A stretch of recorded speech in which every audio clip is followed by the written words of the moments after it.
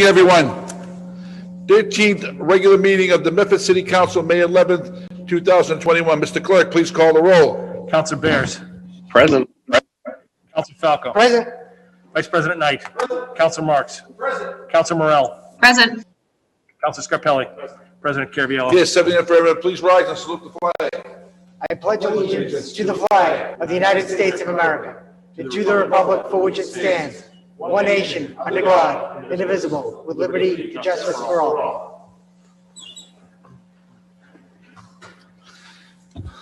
Pursuant to Governor Baker's March 12, 2020 order, suspending certain provisions of the open meeting law, Chapter 30, Section 18, and the Governor's March 15, 2020 order, imposing strict limitation on the number of people that may gather in one place. This meeting of the Medford City Council will be conducted via remote participation to the greatest extent possible.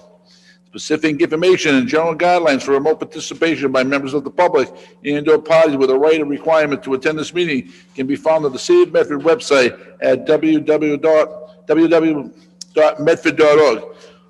For this meeting, members of the public who wish to listen or watch the meeting may do so by accessing the meeting link therein. In the event we were able to do so, despite best efforts, we will post on the City of Medford or Medford Community Media website an audio or video recording transcript or other comprehensive record of the proceedings as soon as possible after the meeting.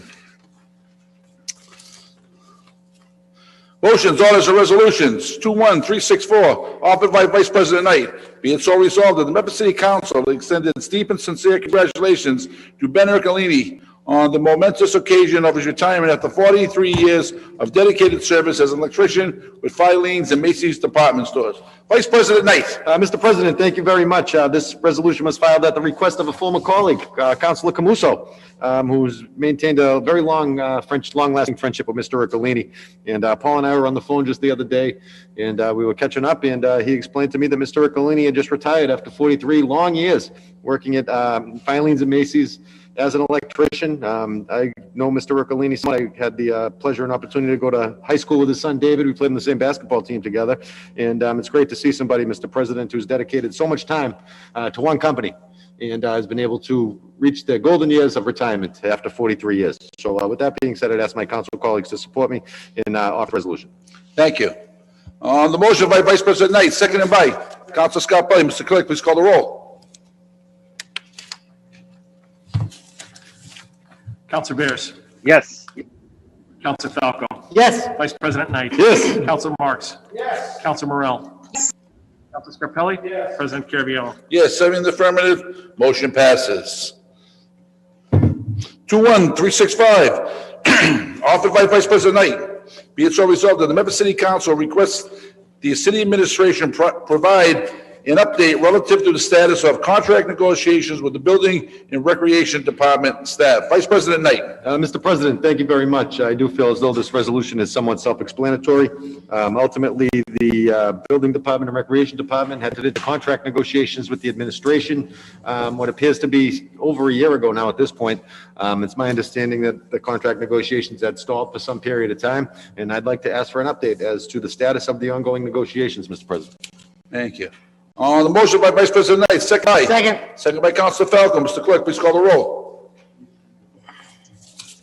Councilor Bears. Yes. Councilor Falco. Yes. Vice President Knight. Yes. Councilor Marks. Yes. Councilor Morell. Yes. Councilor Scarpelli. Yes. President Caraviallo. Yes, 7 in the affirmative. Motion passes. 21366, offered by Vice President Knight. Be it so resolved that the Medford City Council extended deep and sincere condolences to the family of Litza Menounos on a recent passing. Vice President Knight. Mr. President, thank you very much. Mr. President, thank you very much. Yes, Ms. Menounos lived off of the Fellsway over in that section of the city, Mr. President. I believe in Councilor Scarpelli's old neck of the woods. Yes. And she's the mother of Maria Menounos, of local celebrity from Entertainment News and the like, Mr. President, a classmate of mine from high school. And she recently lost her mother after a very public battle with brain cancer. And we all know what a great job the Menounos have done in being contributors to the city of Medford. So with that being said, I'd like to offer deepest condolences to the Menounos family in their time of loss. Councilor. Thank you, Mr. President. Thank you for Council Knight to bring this forward. I know that the Menounos family, strong family, Medford. I coach Maria my time as a basketball coach in Medford High, and her brother Peter grew up on our street, on Paris Street. Very hardworking parents and really good people. And I know Maria's values of family came from her parents, and I know when she hit it big and she brought her mom and dad with her every step of the way. And I know this has been a public battle of this sick disease and cancer, and we reach out to them and send a deep condolences to the family and sending our prayers. Thank you. Thank you. On the motion by Vice President Knight, seconded by Council Scarpelli. Mr. Clerk, call the roll. Council Bears. Yes. Council Falco. Yes. Vice President Knight. Yes. Council Marks. Yes. Council Morel. yes, Council Scarpelli. Yes. President Carviallo. Yes, 7 in the affirmative, motion passes. 2137, offered by Council Marks, be it... Oh, I'm sorry, yes. Please rise for a moment, Stan.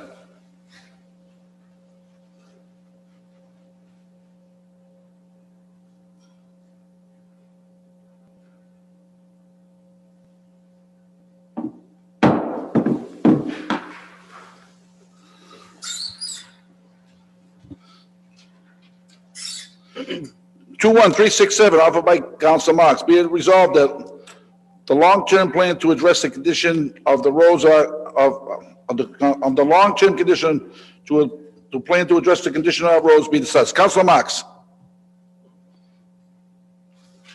Thank you, Mr. President. And I put this on the agenda tonight because of the number of phone calls I've taken and the number of emails I've received, Mr. President, over the last several months. This, by no stretch, is a new issue in this community. And I want to thank my colleagues, Vice President Knight, Councilor Scarpelli, Councilor Falco, and President Carviallo. Over the years, I know have put resolutions on regarding the poor condition of our roads and what capital plan will we have to assist us in a systematic approach to repaving our roads. And to date, Mr. President, I think it's clear to state that we have no systematic approach to repaving our roads. The mayor recently put together a capital plan which does include paving of roads, but that's the last I heard about it. I haven't heard anything else, Mr. President. And over the years, there's been a lot of talk, a lot of lip service, but no formalized plan to address the over 719 streets in this community, which are broken down by 450 city streets and 269 private ways in our community. So we have over 719 streets.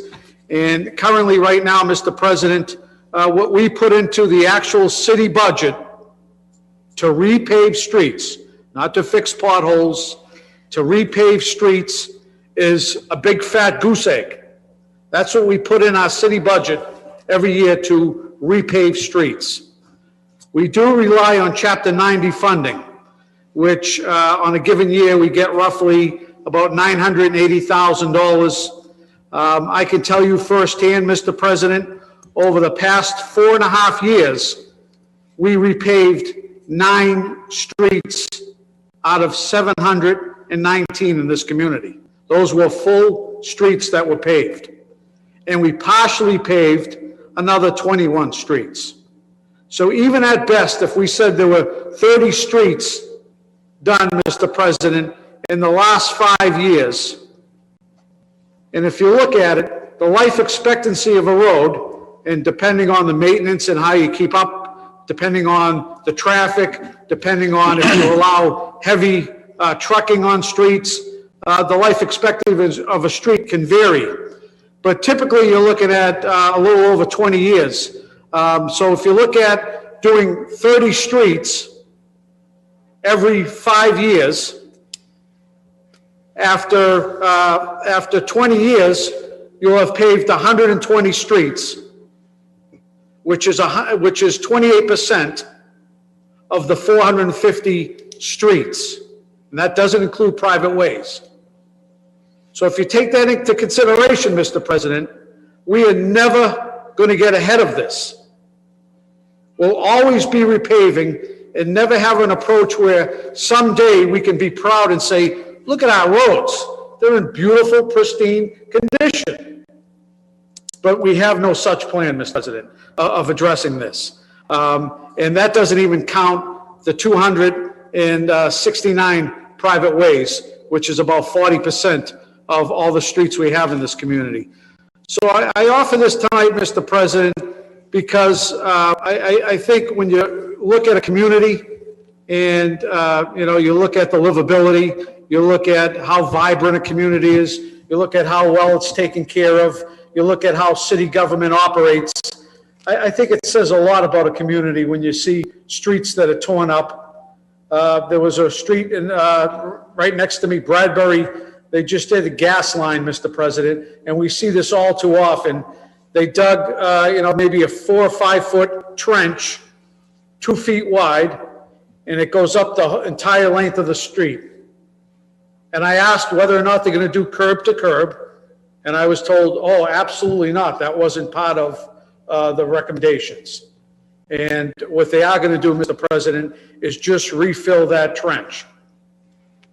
So if you had a driveway or a new driveway and you allowed someone to come in at no fault of your own and dig up your driveway, you would expect to get your driveway repaved. Not a patch job, which after a few years, if you're lucky, starts to sink. And then there's mix match, and it doesn't, it creates craters and potholes and a lot of other concerns, Mr. President. So I ask that we find out from the administration, even though we did get a correspondence regarding this capital plan, if we can get an in-depth report on what's going to be done with the roads, Mr. President. Also, today there was an announcement that there is $37.4 million that's going to be coming to the city of Medford from the federal government. I realize they're still ironing out and hashing out what it can be spent on over how many years and so forth. But we have to find out before we do any budgeting if that money can be spent on capital needs, which I believe it can, Mr. President. And I would prefer it be spent on capital needs, one-time cost in the community. And our roads should be at the top of the list. So I would ask, Mr. President, that in the form of a motion that we find out more in depth about the mayor's capital plan for the refurbishing of our roads. I would ask that the $37.4 million, I believe that came out today, if that could be used to fund new roads in the community, infrastructure improvements. And I would ask, Mr. President, that we come up with a systematic approach to addressing our roads that will one day have us see all our roads done over a period of time, and not just 15 to 20, and then 15 to 20, and by the time you get to that second 15 to 20, the first 15 to 20 you go back to, because it's 20 years. So it makes no sense, Mr. President, and I'd put that in the form of a motion. Thank you. Thank you. Vice President Knight. Mr. President, thank you very much, and thank you, Councilor Marks, for the presentation. I think it's spot on. I had the opportunity to review the mayor's capital plan, and what I was able to derive through my analysis was that this capital plan calls for the resurfacing, either partially or totally, of about 2 streets a year for the next 6 years. And the only investment being made is Chapter 90 funds, which is about $900,000 annually, Mr. President. In a community of this size, in the condition of the roads that we have, that investment is not enough. It needs to be reprioritized. This capital plan needs to be reprioritized. For the last 12 months or so, we've been hearing about a pavement management plan. Now, we had the Collins Center come in and put together this capital plan that the mayor's using for FY 21 through 26, touting it as the first ever capital plan that's ever been implemented in the city of Medford. Apparently, she doesn't remember chart the course that the McGlynn administration had put forward. Perhaps she doesn't remember the countless documents that the Burke administration had provided us that looked very similar to this capital plan that came out from the Collins Center that the outside contractor provided to us. So with that being said, Mr. President, I thank Councilor Marks for bringing this forward, and I do feel as though the investment needs to be more than what it is right now. 2 streets a year for the next 6 years. The roadways in the condition they're in right now are not going to be able to sustain the next 6 years without a far more significant investment. So with that being said, I second the council's motion. Council Falco. Thank you, excuse me, thank you, Mr. President. And I want to thank Councilor Marks for bringing this forward and Council Vice President Knight for his comments as well. And both councilors are right. There needs to be a specific long-term plan for how we're going to repave roads throughout our community. I mean, each one of us, I'm sure year after year, has received countless calls with regards to potholes, just streets being ripped up after the winter from plowing. And, you know, you can only patch so long before you need to resurface an entire street. 2 streets a year is completely, it's just wrong. It doesn't make any sense. You'll never get to a point where you're going to have new streets throughout most of the community. I mean, two streets a year, you're lucky you get a neighborhood done in 10 years. So we need to do better in that area. The capital plan, Vice President Knight is correct. The capital plan, it does not do much to address this. And it needs to be addressed. I mean, in many ways, these are quality of life issues. When people are in their neighborhoods and they're driving and there are potholes all over the place, it's just not right. The administration needs to do a better job. There needs to be a long-term plan. And if I may, Councilor Marks, if you mind, if I would amend the resolution to find out exactly what streets were paved over the past 2 years. And if we can find out, get an itemized list of how the Chapter 90 funding was spent in the past year. Thank you, Mr. President. And if I could say something, for the last 2 years in a row, myself and Councilor Falco have offered a resolution for a pilot program to bring a company in that comes to the MMA show every year, and they would grind and repave the streets at probably half the cost of what it does to do one. And we've asked for a pilot to try a half a dozen streets to see how it works. And that went nowhere. And I'd ask if we could offer that, if Councilor Falco will offer that motion amendment also for that pilot program to be brought back again. I don't know. I think we did offer it earlier in the year. I don't remember. Yeah, correct. President Caraviallo, if I may add an amendment to get an update from the DPW as to if the pilot program for resurfacing streets with recycled asphalt will be put in the budget, in the upcoming budget. Thank you. And if I may continue on that, a resolution was offered by you and myself, I think it was back in February of this year. I think it was yes. And what they basically do is they take the asphalt right there and they grind the street down and it goes into a truck and actually put new asphalt down. And you are correct, it's half the cost. Yeah. And even if they had just a pilot program to just try a few streets, That's right. it's better than nothing. And there's some streets that are in dire need of repair, and this needs to be addressed now more than ever. Thank you. Councilor Morell. Thank you, Mr. President. Yeah, I want to thank Councilor Marks for bringing this up. I think we all often hear about residents, about potholes, but many of them do want to know, what is the long-term plan? They understand that, a one-time fix lasts only so long. So I thank Councilor Marks for bringing this up and the other councilors for their comments. And I also thank him for adding the part about the, the American Rescue Plan money. We now have a dollar amount, and this is something I've asked for in multiple motions, trying to get an understanding of how the administration intends to use this money. I understand that we're still trying to find out or learning of how it can be used, but budget time is coming, and this is a huge amount of money that will really impact decisions from this council. And this is something we really need to have. So thank you for bringing that up. Thank you. On the motion by Councilor Marks, as amended by Councilor Marks and as amended, Mr. President? Councilor Marks. Thank you, Mr. President. Just while we're on the subject, because it's somewhat related, I'm not going to offer it tonight, but in addition to the streets, Mr. President, all you have to do is take a walk around your neighborhood and see the hundreds of old tree stumps that are lined on our streets, up and down. I'd venture to say there's thousands in this city.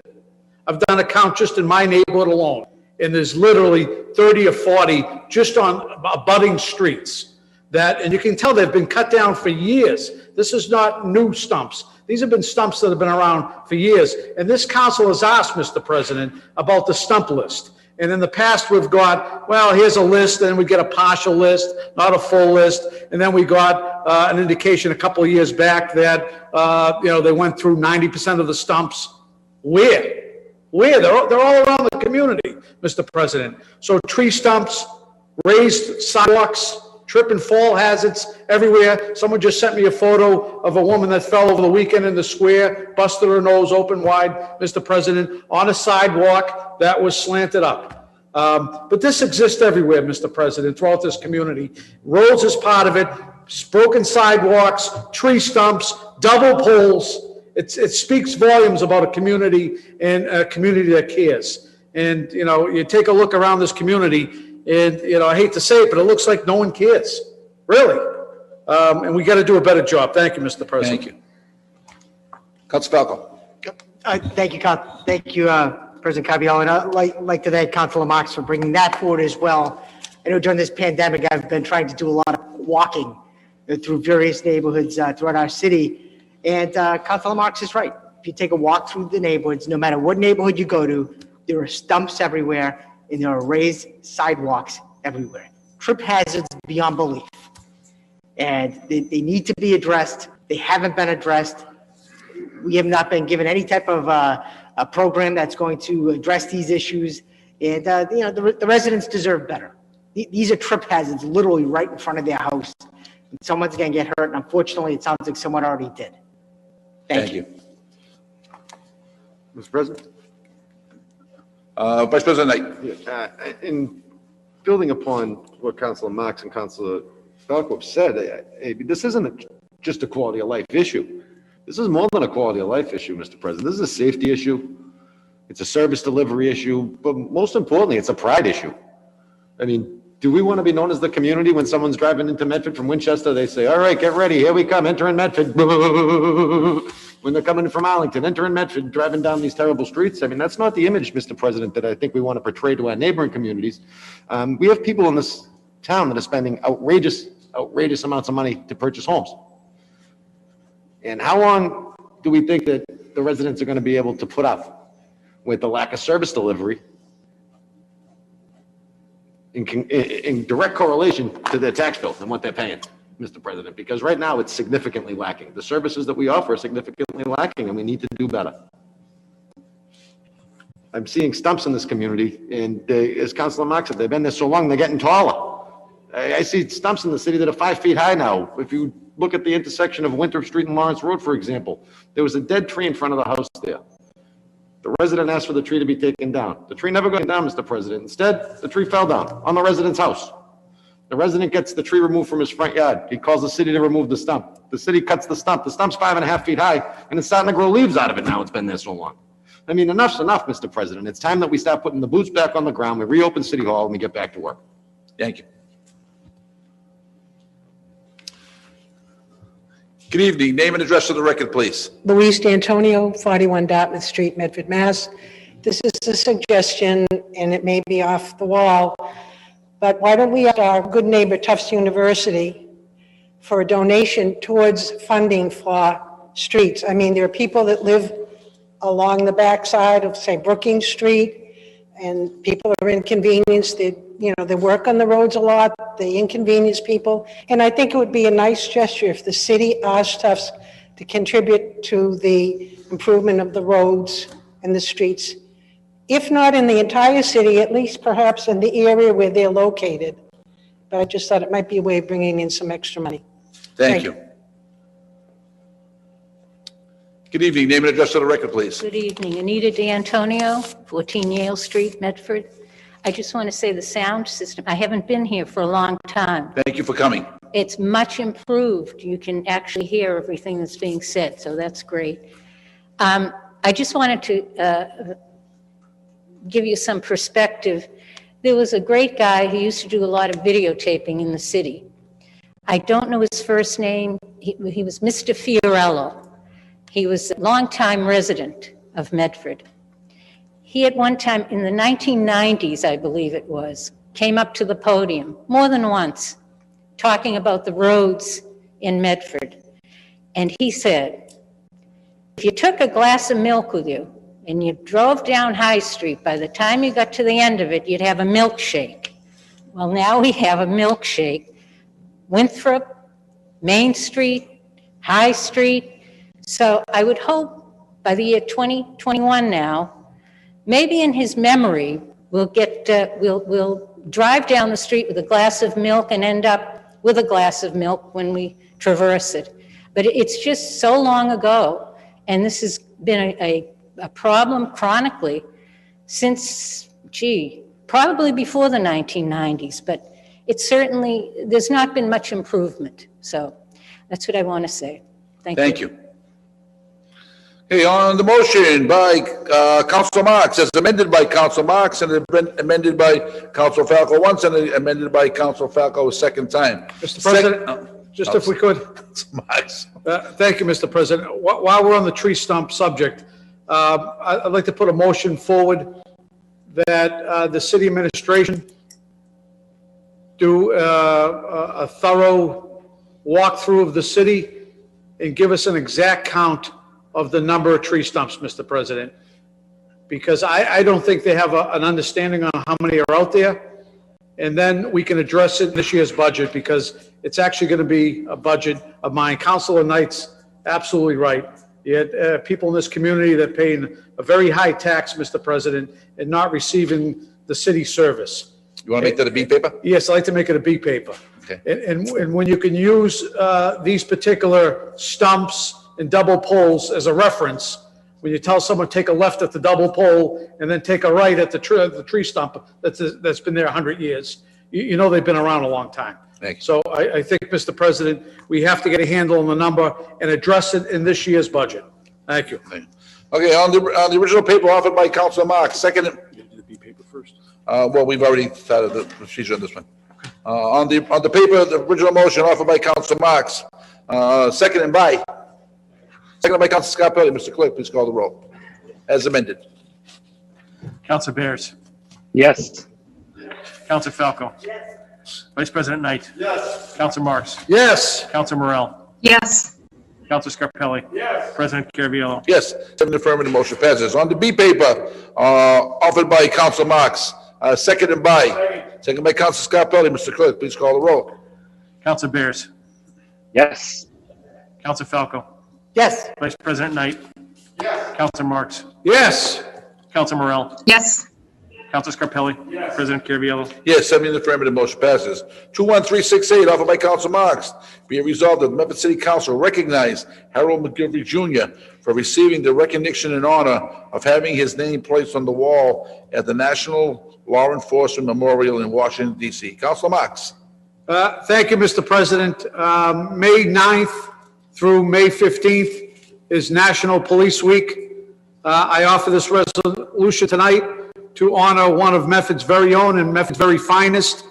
On May 13th, 2021, Harold McGilvery Jr.'s name will be placed on the National Law Enforcement Memorial in Washington, D.C., along with another 22,611 heroes.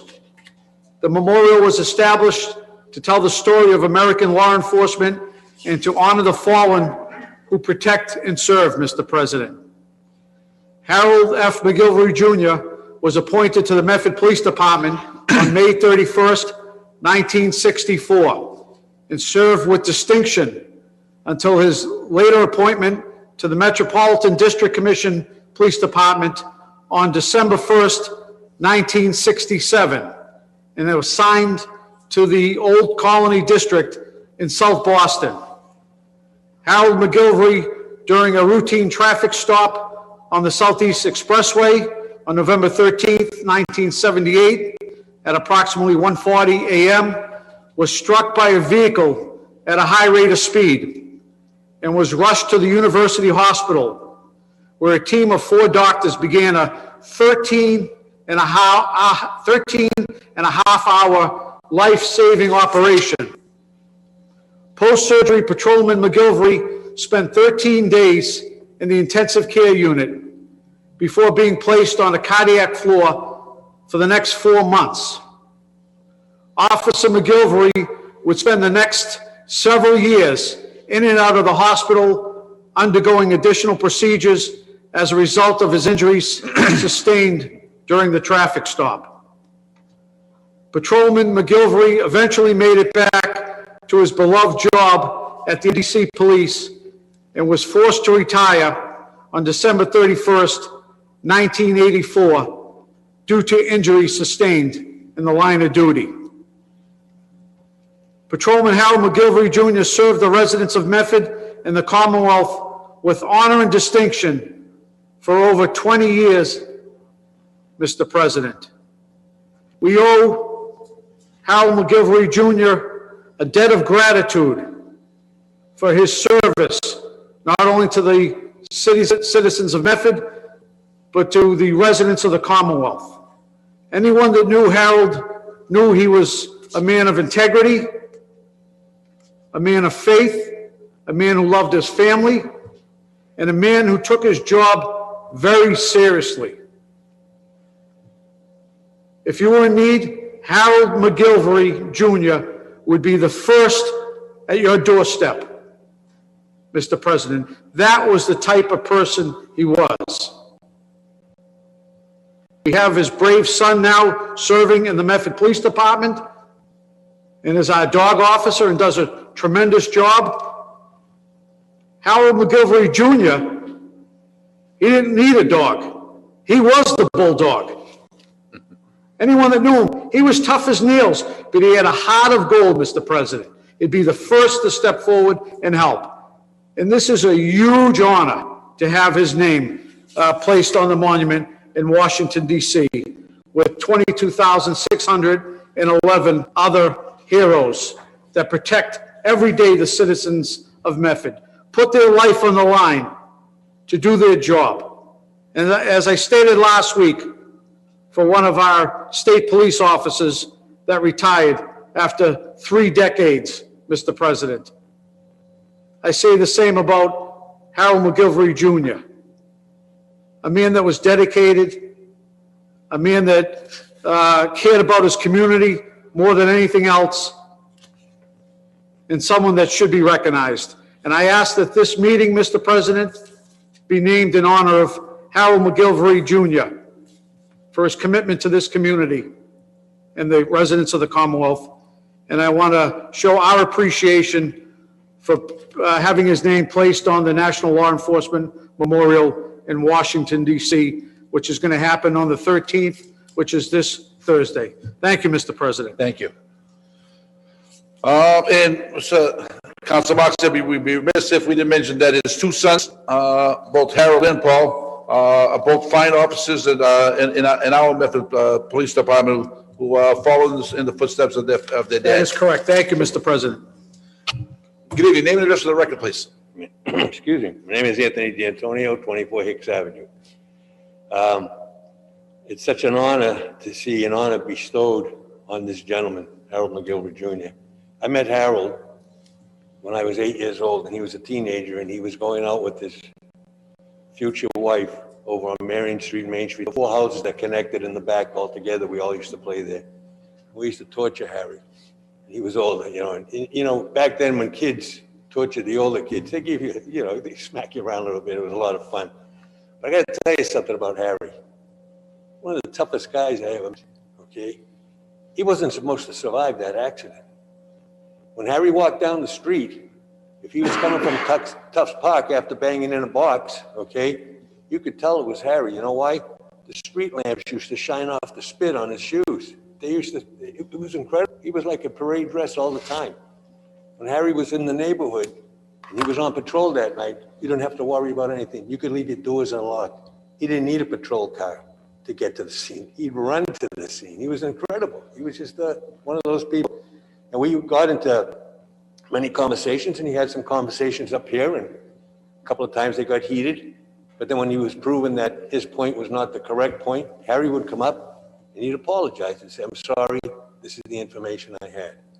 So I can remember the day that he got hit. I remember the day when he first came down the streets, and he pretty much put up all of us on notice But the McGilvery family has a long, long history in the city of Medford, in South Medford.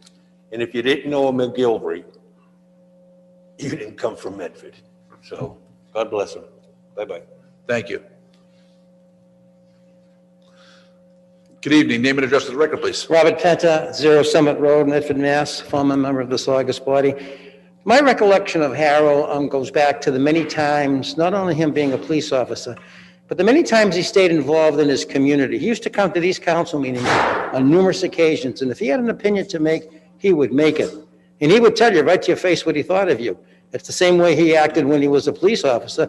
If you made an infraction of the law, you were guilty of doing it. And then if he wanted to give you a break, that would be a separate story. But the interesting part about Harold is I think he represents what a lot of people try to do to a police officer today. They try to make them look like a bad person. They're not out there for the community. That's the worst message you can send out there right now. Harold McGilvery was a policeman's policeman. And he represents every single policeman that puts that uniform on every day, puts that gun, puts that badge, and goes out there to defend the people of the community that they're in, whether it's city, county, state, or whatever it might be.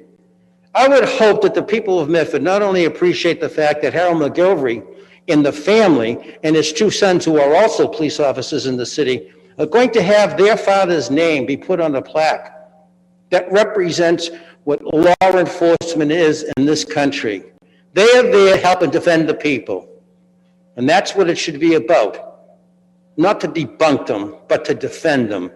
And it's a shame that anyone tries to do anything to take away from the integrity of what a police officer is. And to Mr. Harold McGilvery, I thank him very much because I enjoyed him and he was a good supporter of mine. And because of that, I support him as well. Thank you. Thank you, Mr. Penta. And again, I want to thank, I've known the McGilvery family both as a friend and a friend of the family, and believe it or not, I was his paper boy as a young child. Harold and his brothers were both, good family, good community members, always volunteering. And again, this is thank you, Council Marks, for putting this on. And Mr. President? Vice President Knight. I think we'd be remiss in not pointing out the role that Mr. McGilvery had in professionalizing policing across America through his involvement in organized labor. Mr. McGilvery was a champion on behalf of his colleagues, police officers across America, across Massachusetts, in fighting for collective bargaining rights and lobbying up at the State House for benefits for police officers into the line of duty, which he was one, Mr. President. And if we think about, the nature of the injuries that Mr. McGilvery sustained and how long he suffered, many would say that he'd still be with us today if it weren't for that fateful night and that accident that occurred. So with that being said, this is a very prestigious honor, and I want to join Councilor Marks in extending my congratulations to the family for their hard work and perseverance in making sure that Mr. McGilvery's name is, in fact, included in the Law Enforcement Memorial down in Washington, D.C. So with that being said, thank you very much, Councilor Marks, for putting this on. The motion by Councilor Marks, seconded by Councilor Falco. Mr. Clerk, please call the roll. Councilor Bears. Yes. Councilor Falco. Yes. Vice President Knight. Yes. Councilor Marks. Yes. Councilor Morell. Yes. Councilor Scarpelli. Yes. President Caraviallo. Yes, 7 affirmative, motion passes. Before we do communications from the mayor, I thought Mary Ann was on the call. She was going to give us just a brief synopsis on the COVID update. Mary Ann, are you still there? There you are. Hi, Mary Ann. Mary Ann, can you give us a brief update of what's happening in the community with the COVID? Sure. Good evening, everyone. Good evening, Mr. President, City Council. So great news, or good news anyways. Last 2 weeks, we've had case counts in the single digits, which is wonderful. We haven't had that probably since October. So we're very excited about that. Since May 1st, we've had 38 cases reported. But again, 20 of those cases are ages 29 and less. So we really want to focus on that population. We really want to make sure that they get vaccinated. You've heard that the FDA has approved going forward now the Pfizer vaccine for 12 plus. So we are very hopeful that we'll be able to do a vaccination clinic next week at the Andrews Middle School for 12 plus, which will be great because those are the kids, and now we're entering the sports season. This week they did loosen a lot of the guidelines around sports. So it's a little concerning, but if we can get vaccines out there and people still adhere, they loosened up the guidelines around sports as far as face coverings are concerned. But again, it's only if you can maintain that 6 feet social distancing. So they're saying, baseball, softball, so that's Little League that everyone's really excited about. But again, if you can't maintain 6 feet social distancing, you really still should be wearing a mask. Last week, we did offer a clinic at the high school for the 16 plus for the Pfizer. We didn't get a lot of takers, which was a little bit disappointing. I'm hoping that maybe that means a lot of our 16 plus have already been vaccinated, but they will certainly be welcome next week at the Andrews on Tuesday is what we're planning, as long as the CDC signs off on the FDA approval. We're hoping that Tuesday at the Andrews, we will be doing this clinic for 12 plus. We're also planning on a clinic on 5/22 at the West Medford Community Center. The Bangladesh community had reached out to us, which was amazing. And we're hoping to offer a clinic at the West Medford Community Center on 5/22, as well another clinic on 5/28, focusing on the Haitian Creole community, with the thanks to Pastor Pierre, who is helping us organize that. We were planning on having what I guess people would call a town hall, but what we're going to be calling a real talk series about the vaccine and its effectiveness and any concerns people might have. We were going to host that on the 19th. We're going to move that to the 26th. Cambridge Health Alliance and the City of Cambridge is actually hosting the Haitian Creole specific town hall on the 19th. So we didn't want to interfere with that. And there should be a lot of good information. But as well, on the 26th will be a kickoff to a series of real talk conversations we'll be having and targeting specific communities around their concerns, hesitancy, if any, around getting the vaccine. We'll be finishing off our 250 homebound vaccines this week, which is really excited about. And again, like there has been a lot of changes as of 5/10 and more to come as of 5/29. So sector specific changes for restaurants and retail. And so any of those businesses, if they have concerns, they can call us certainly, but a lot of those updates are already on the mass.gov website. But like around sports, tournaments are now allowed. A lot of things that I've said no to, I know yes, so forget everything I said. But tournaments are now allowed. The face covering, again, is a little bit more relaxed. But again, you must be 6 feet, able to 6 feet social distance. Road races are now allowed. Spectators are now allowed for the 20 plus adult, sports, which had been not allowed at all previously. So a lot of changes this week and a lot more to come on May 29th. And again, if people have any questions, they can certainly reach out to us. But a lot of those guidance documents have been updated already on the mass.gov website. And I think that's what I have for now. Thank you. Council Pepper. Thank you, Mr. President. Marion, thank you very much to you and to your staff for all your hard work. With regard to the 12 plus vaccine, I believe you said next Tuesday? We're hoping. We have to wait. The FDA has approved, but the CDC has not signed off yet. But that's expected to come by Friday with more guidance to follow. So yes. Tuesday would be the date if we're all good to go. And would that be in the afternoon or at night, or do we have the particulars? Yeah, so it's gonna be at the Andrews Middle School, 2:30 to 6 is what we're planning right now.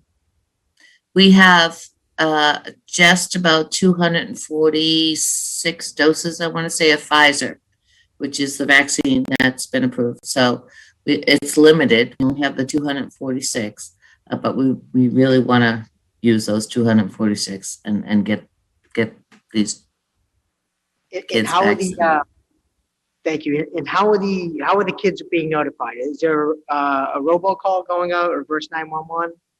So right now, the schools are doing notification. I believe it, the first one might actually even be going out this evening via website. And then we will be doing, if not tonight, they will be doing the reverse call. But this is not just restricted to the Medford Public Schools, right? This is anybody 12 plus, private schools, broker school, whatever, are invited. Anybody 12 plus is invited to come to this clinic, again, with the approval from CDC going forward that we have it by Tuesday. Okay, thank you. And as far as you talked about the Real Talk series, did you say that's May 26th? May 26th is our date now. We have two great speakers. We want to make sure that they're able to, we had them booked for the May 19th date. We want to make sure they make the May 16th date. Two wonderful speakers, one from the Cambridge Health Alliance, who's the actual director of the infectious disease department, and one from Melrose Wakefield Hospital, as well as our own Board of Health members. So yeah, that it's going to be, we were hoping to do a webinar. It looks like it's more going to be now end up in a Zoom format. But yeah, that'll more to come on that. That should be going out as well as far as promotion tomorrow on that. But that's May 26th. That'll be in the evening at 6 p.m. And the Zoom link to follow. That's just the first. Yep. Sorry. I was just going to say, with regard to the homebound program, so you said I believe you're almost complete with that. And what type of vaccine was given out for that? I believe at first you said maybe a few weeks ago Johnson & Johnson, but that may have stopped, right? Yeah. So what we're doing this week is basically finishing off this will be the second dose for everyone. So we had done Moderna. So the 250 will be finishing off the second dose of Moderna. We had gotten 100 plus doses of J&J, of the Johnson & Johnson, basically the day before they shut us off. So we still have the J&J. If people are interested, we have done a few of them. Some people are hesitant. We're willing to work with them, talk through it. Again, it's still a very low risk, but the risk is the women ages 18 to 55. But we are certainly happy to talk through that. But again, that's a very low risk. As far as home on elders and males, the risk is even lower, way lower. So we do have that vaccine available. If people are interested and they still need homebound vaccines, they certainly can still call us because we do have doses available. Thank you. And last but not least, when we talked previously, you had mentioned the members of the community that are hesitant to the vaccine, and I believe the state was possibly going to come in and help out with the program where they would almost go door to door. Is that still happening, or is that going to happen? Yeah, we're still working on that with the mass ambassadors. That's how this Real Talk series came about. And we're looking to flyer door to door. Like I said, we're working with a lot of the faith communities and figuring out the best way to reach out to folks. You got to look at it's almost like a political campaign, right? We're talking about going out there and doing door knocks and dropping flyers and talking to people and really getting their questions and concerns and trying to figure out how we can best, address those. So we are still reaching out with the mass ambassadors, and that's still underway. But that's kind of how the Real series talk took off. Not wanting to call it a town hall because it kind of has that government tone to it. So, which is part of the hesitancy. We've had folks that don't want to give us their address, don't have insurance, and that's all good. That's fine. We don't need insurance. We don't need an address. Just get vaccinated. So that's what the message we're trying to get out. Thank you very much.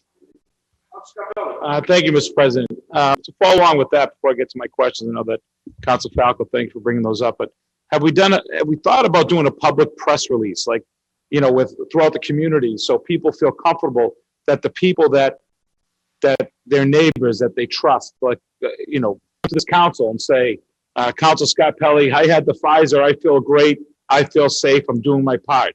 The mayor's office, the school committee, the coaches, the teachers, have we done anything of that sort to creative and using a valuable asset, which is a communications director that's very talented and probably the best public access director, and Pat Gordon. I think that, putting all that together, that could be something that could really move mountains, and putting that on the loop. I think that this is something that's that we can use. Maybe if you could share that, Marion, with the mayor, and maybe that'd be something that we can push. Yeah, no, you're right on. Exactly. And we've done that. And hopefully it'll be out soon. It's just final touches being put on it, but we have a video that we put together with just exactly what you laid out, with trusted individuals from throughout the community, giving their experience, showing that, the folks that have gotten the vaccine and what it's meant and how they're doing. So that PSA, I guess is what you call it, will be going out. It's a video. Sophie in my office, Sophie Antoine, worked really hard on that and reached out to a lot of great people in the community, and a lot of people responded. So it's a great little video, and that will be coming out very soon. Okay, so I to follow along with that, it's my other question. I appreciate, the openness now to get the process rolling. Great to hear there was 0 deaths today, first time in June. The numbers are dropping, but still the responsibility of face coverings and vaccines. You look at this chambers today, we have invested community members that are here to share their opinions or their input in something they would like to share. I think that what I'm hearing from our constituents is maybe looking at the other bodies that aren't opening up a live audience so they can be heard in an open forum. Is that something that the Board of Health is working with, let's say the school committee, other boards and commissions that believe me, we understand and not belittling the fact that this is still a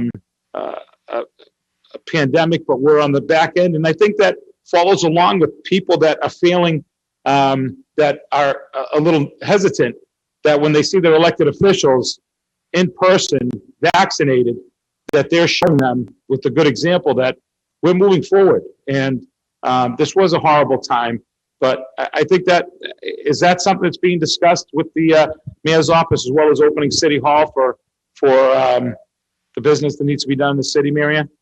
So we have to go by state guidance. That's what we're under, right? So right now, only town halls and city council and those types of meetings, you have a special, your own guidance that you're allowed to operate the way you are. None of those other boards or commissions have been allowed, and that's, again, state guidance. We're still at 50% office space capacity is still 50%, and that's what City Hall has to operate under. So we have not gone beyond state guidance. We are going with state guidance, and that's where we're at.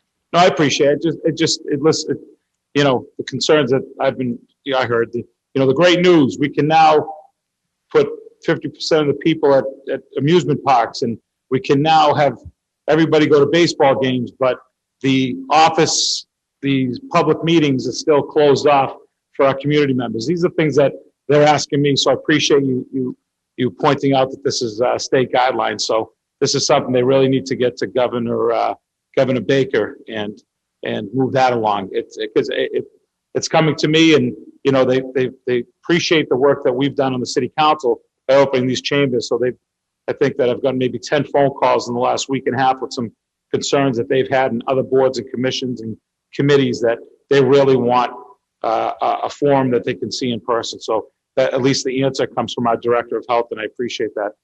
The last question I have is, I know a few weeks back, we hired the COVID Director of Emergency Operations. I truly don't know the actual title, but what is exactly that person doing? Is there any updates of what that person's doing? You'll have to refer, the communications, No, I believe we hired somebody in the field to oversee the COVID response. I so believe. Brooke has been working since, gosh, no, it wasn't recently, but yes, she transitioned over. She had been being paid with CARES Act, and I'm actually asking to add to the budget this year that position because it was really solely recognized that this was a position we were lacking within the community when this hit. So Brooke, who had already been like an emergency preparedness person and an MRC person long before I even came here under a grant. Luckily, she was still here under a different grant, but we were able to transition her, and she's been amazing. She's been the volunteer coordinator person, the MRC person. We've been able to pay her so far under the CARES Act, but I am certainly looking to add that position going forward in this next fiscal year as a position, because it was incredibly obvious that that's what we were lacking when this hit. I appreciate their clarification as well, so thank you. Council Falco. Thank you, Mr. President. Marion, I have one last question I forgot to ask.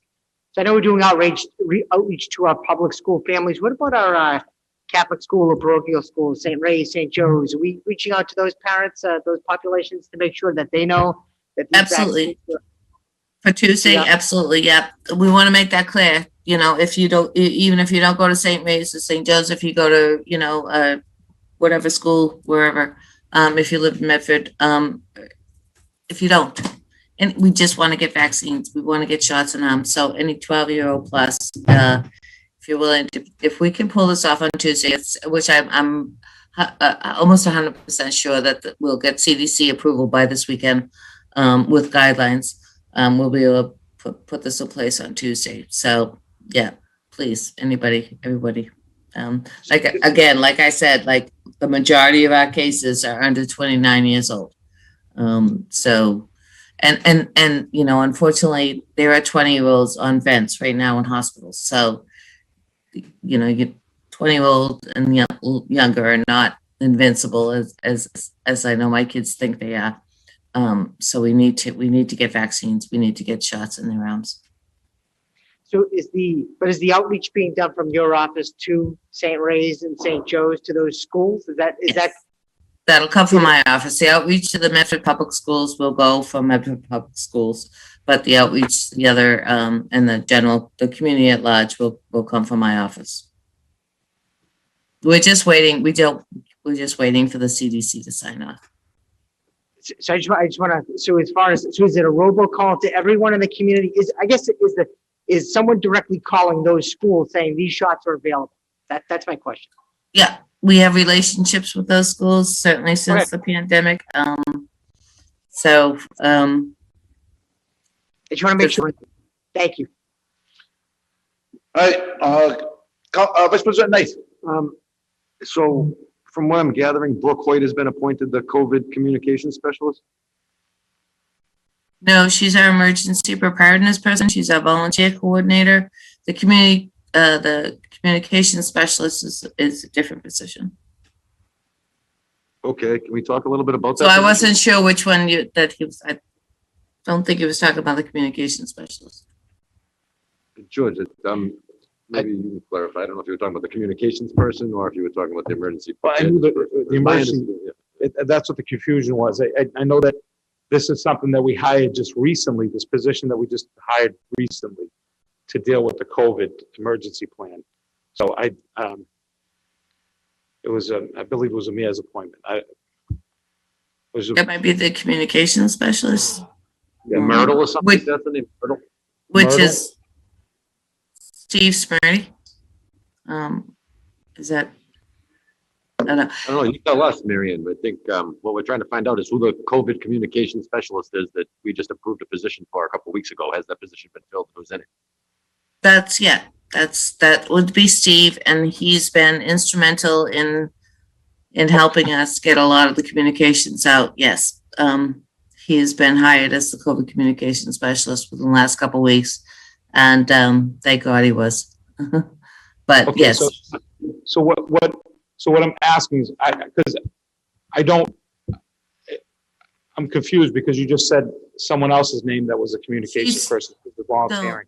So she's not- Steve's the person, Marion, that Yes, so you had said the emergency preparedness person, so that would be Brooke, but Steve is the communications, COVID communications specific, was hired a few weeks ago, to Right. come on board.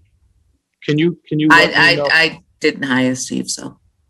Okay, so does he work under you, or do you work with him? 'Cause we didn't. Works under Jackie. Jackie's amazingly talented and creative, but she cannot certainly handle all the communications, including the COVID stuff. So they hired Steve on to assist her, I believe, with, and he's certainly part of our team right now as far as helping us get all these messages out. But he does not report to me. He reports to our communications director, Jackie. Okay, thank you. So that's what I was trying to get at. I know that we approved a position for this COVID position that I truly forgot, but I looked through my notes and the question's probably better off for Jackie, because just to get an update of what, if he's doing communications for COVID,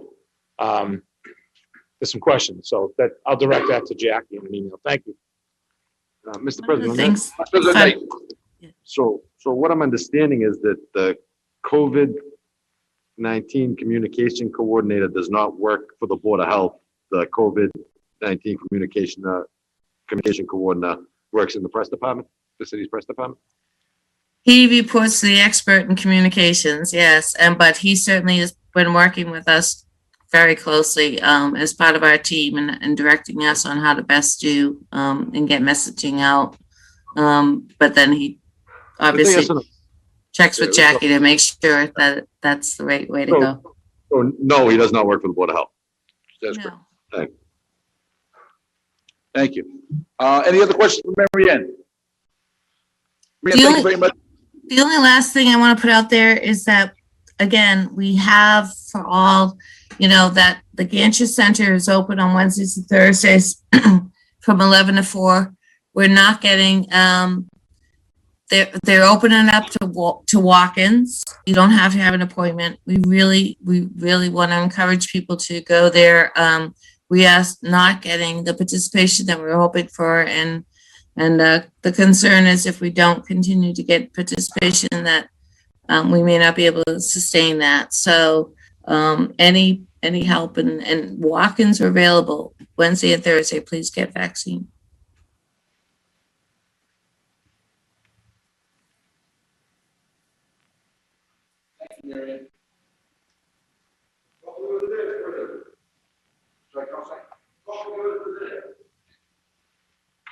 Thank you, Mary Ann.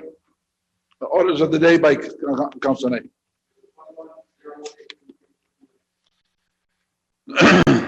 21018, communication from the mayor.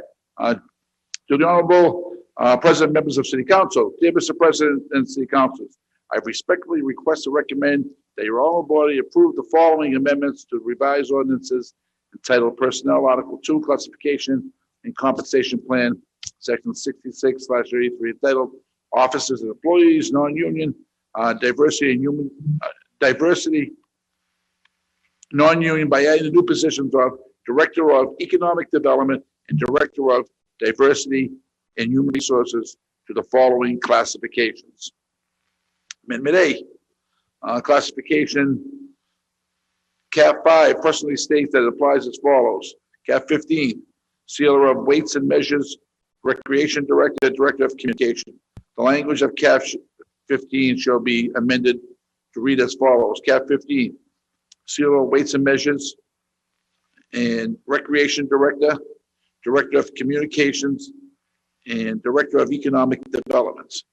Amendment B, classification 19 presently states that it applies as follows. CAF 19, city clerk, treasurer collector, director of budget, CPO, director of public health and other services, chief assessor. The language of CAF 19 shall be amended to read as follows. CAF 19, city clerk, treasurer collector, director of budget, CPO, director of public health and other services, chief assessor, director of diversity and human resources. Respectfully submitted, Brianna Longo, Mayor. Mr. President, Council Scarpelli. is there someone from the city administration just to ask a question just about as I'm reading this, is the sale of weights and measures its own position, or is it now go up somewhere else? Because that's what I believe I thought it was. Alicia Nunley Benjamin, can you answer that question? Alicia? Good evening, honorable councilors. I believe in this CAF, the Sealer Weights and Measures is its own position, but currently I believe we don't have a Sealers and Weights measure position. Instead, it's paid as a stipend. Okay, do you know, moving forward in the future budget, is this going to be a standalone position? Are we looking for somebody, or is this going to be absorbed into another position, Alicia? Through the chair, I'm not aware of it being presented as a new position. But again, I'd have to check back with the mayor, but as of my knowledge, I don't believe so. You don't believe so that it's still going to have its own title, or it's going to still be absorbed? I believe it's good. I believe what is happening here is they're leaving that alone and they're just adding a position to it. At some time in the past, in the history, it was its own position, but it's not its own position anymore. Point of information on that, Mr. President? Point of information, Vice President Knight. I'm confused as to how we can have a city ordinance that dictates we have a sealer of weights and measures that's going to be compensated at a certain rate of pay, and then the administration decides that the ordinance doesn't exist and goes and creates a position that's a stipend job and gives it to somebody else. This is through the chair. That's historically how it's been since I've been. I have not seen it as its own position. If you get back to this, did we not vote on the budget, Alicia, last year for a weights and measures person? I believe we did. I can double check, but I believe it's a stipend, and if I'm wrong, I will get back to you, but I believe that's what it is. If I'm incorrect, I apologize, but I believe it's a stipend. Okay, thank you. Maybe I misunderstood, but that's what I thought. Okay, thank you.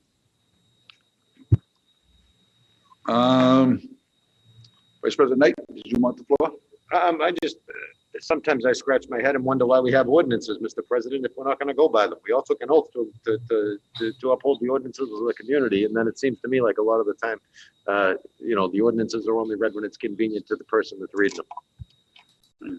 Okay, so this ordinance has been discussed at length with several community of the whole meetings, and it was voted on last week. And if you think the procedure, we want to vote on each amendment separately.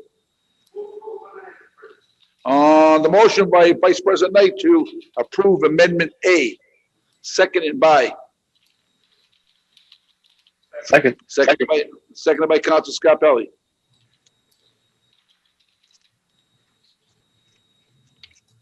Mr. Clerk, please call the roll.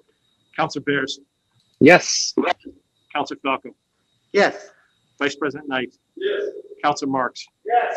Council Morrell, Yes. Council Scarpelli, Yes. President Carviallo. Yes, 7 in the affirmative, motion passes. Amendment B, Motion to approve. on the motion by Council Bears to approve, seconded by Council Morrell. Mr. President? Council Falco. So just want to make sure I have this right. So the motion is to make the diversity director and human resources part of CAF 19. So that would be joining the two positions, if I'm correct? I think that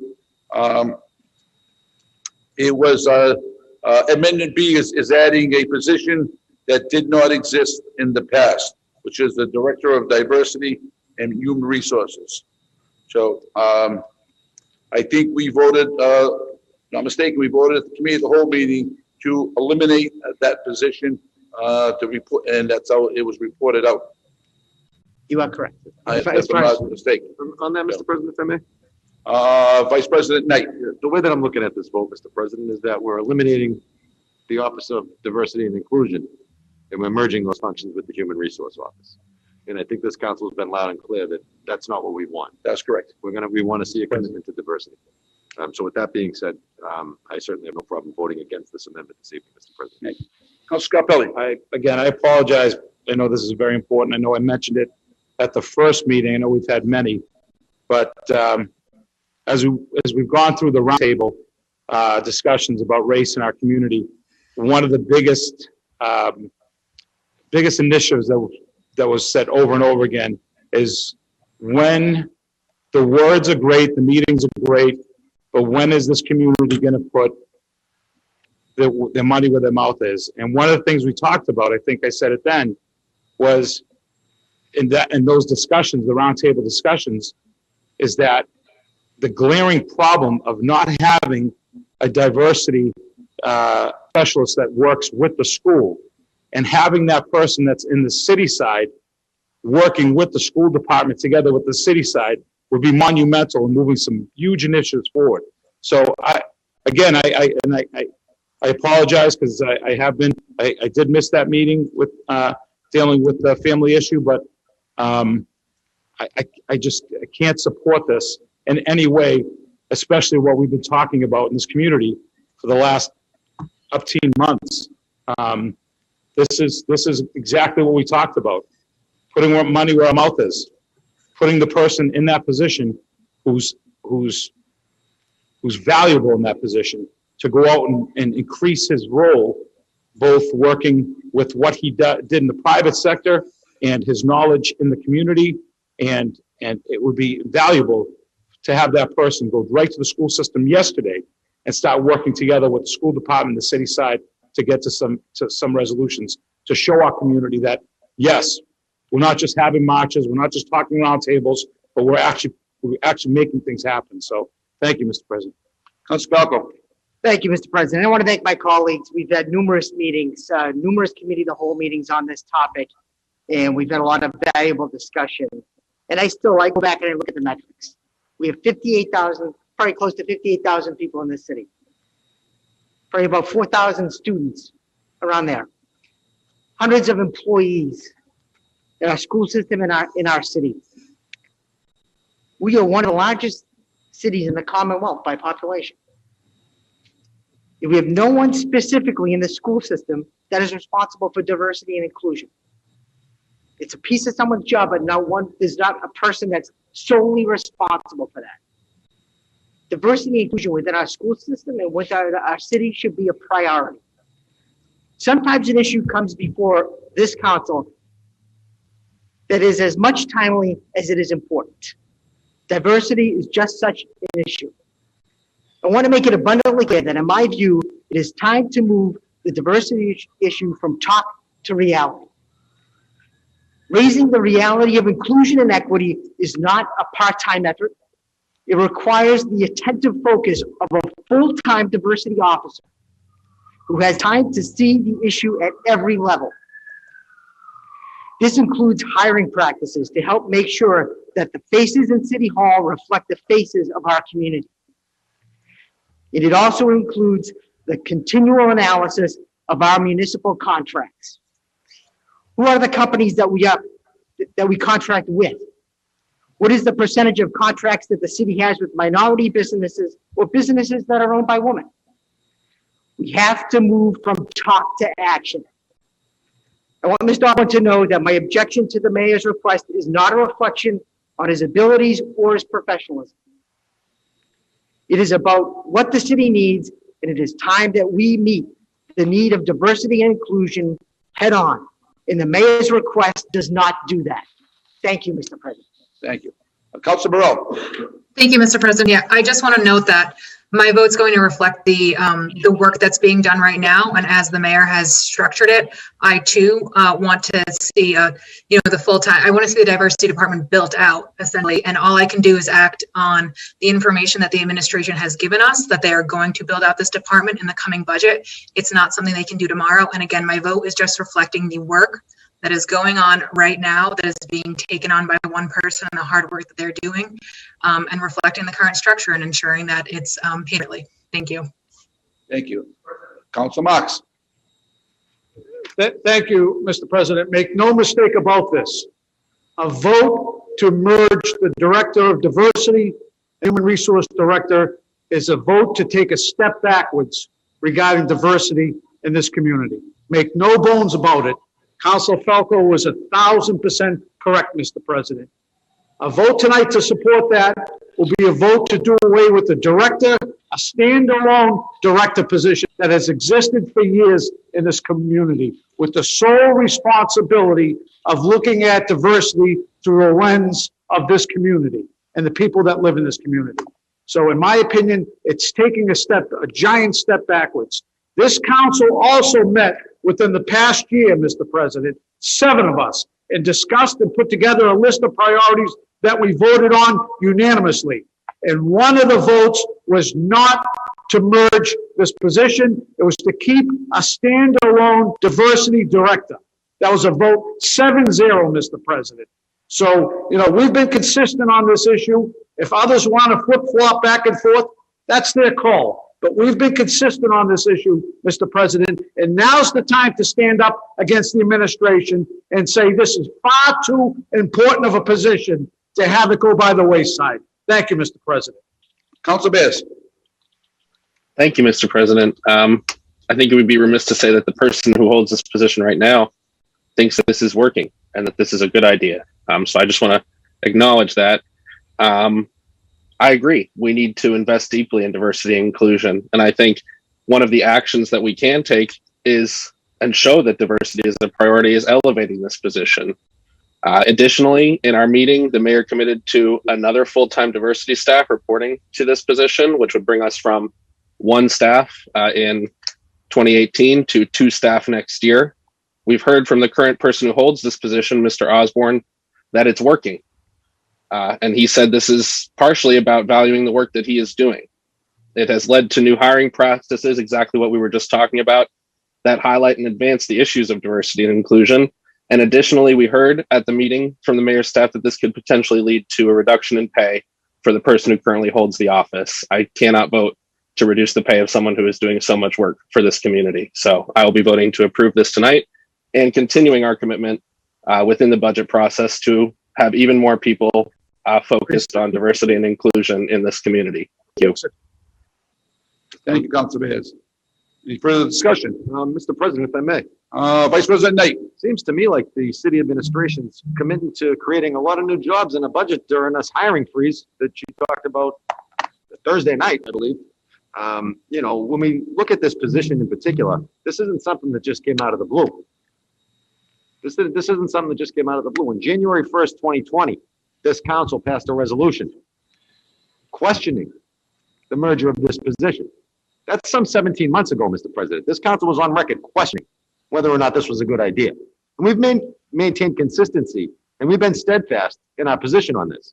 So when the city administration responded to it and said they don't feel as though it's a conflict of interest, when the diversity director would also sit on the hiring panel, and if someone who didn't get a position felt as though they were discriminated against or had an issue, they'd have to go to the diversity director, who is a member of the hiring panel. Who is that person servicing? Is he servicing the hiring panel and the administration as a member of the hiring panel? Or is he working as a director of diversity to address the issues that the person is bringing to them? I think Councilor Falco hit the nail on the head. The city of Medford is one of the largest employers in the city of Medford. We have a ton of employees. We need to make a commitment to this.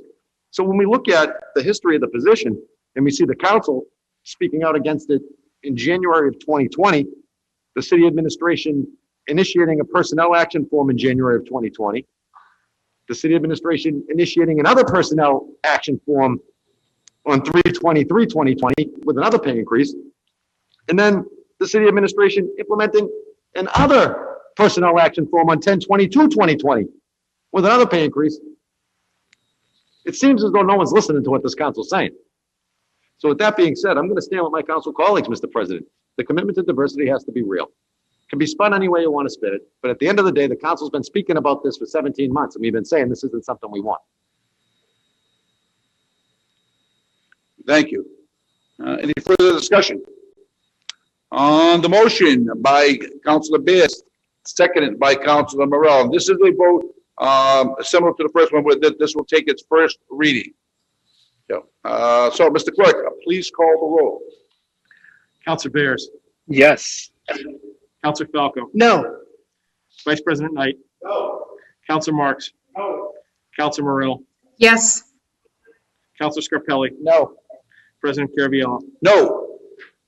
2 in the affirmative, 5 in the negative, motion passes. Motion fails. So the Amendment A will take its first reading tonight, and it'll be further advertised. Thank you.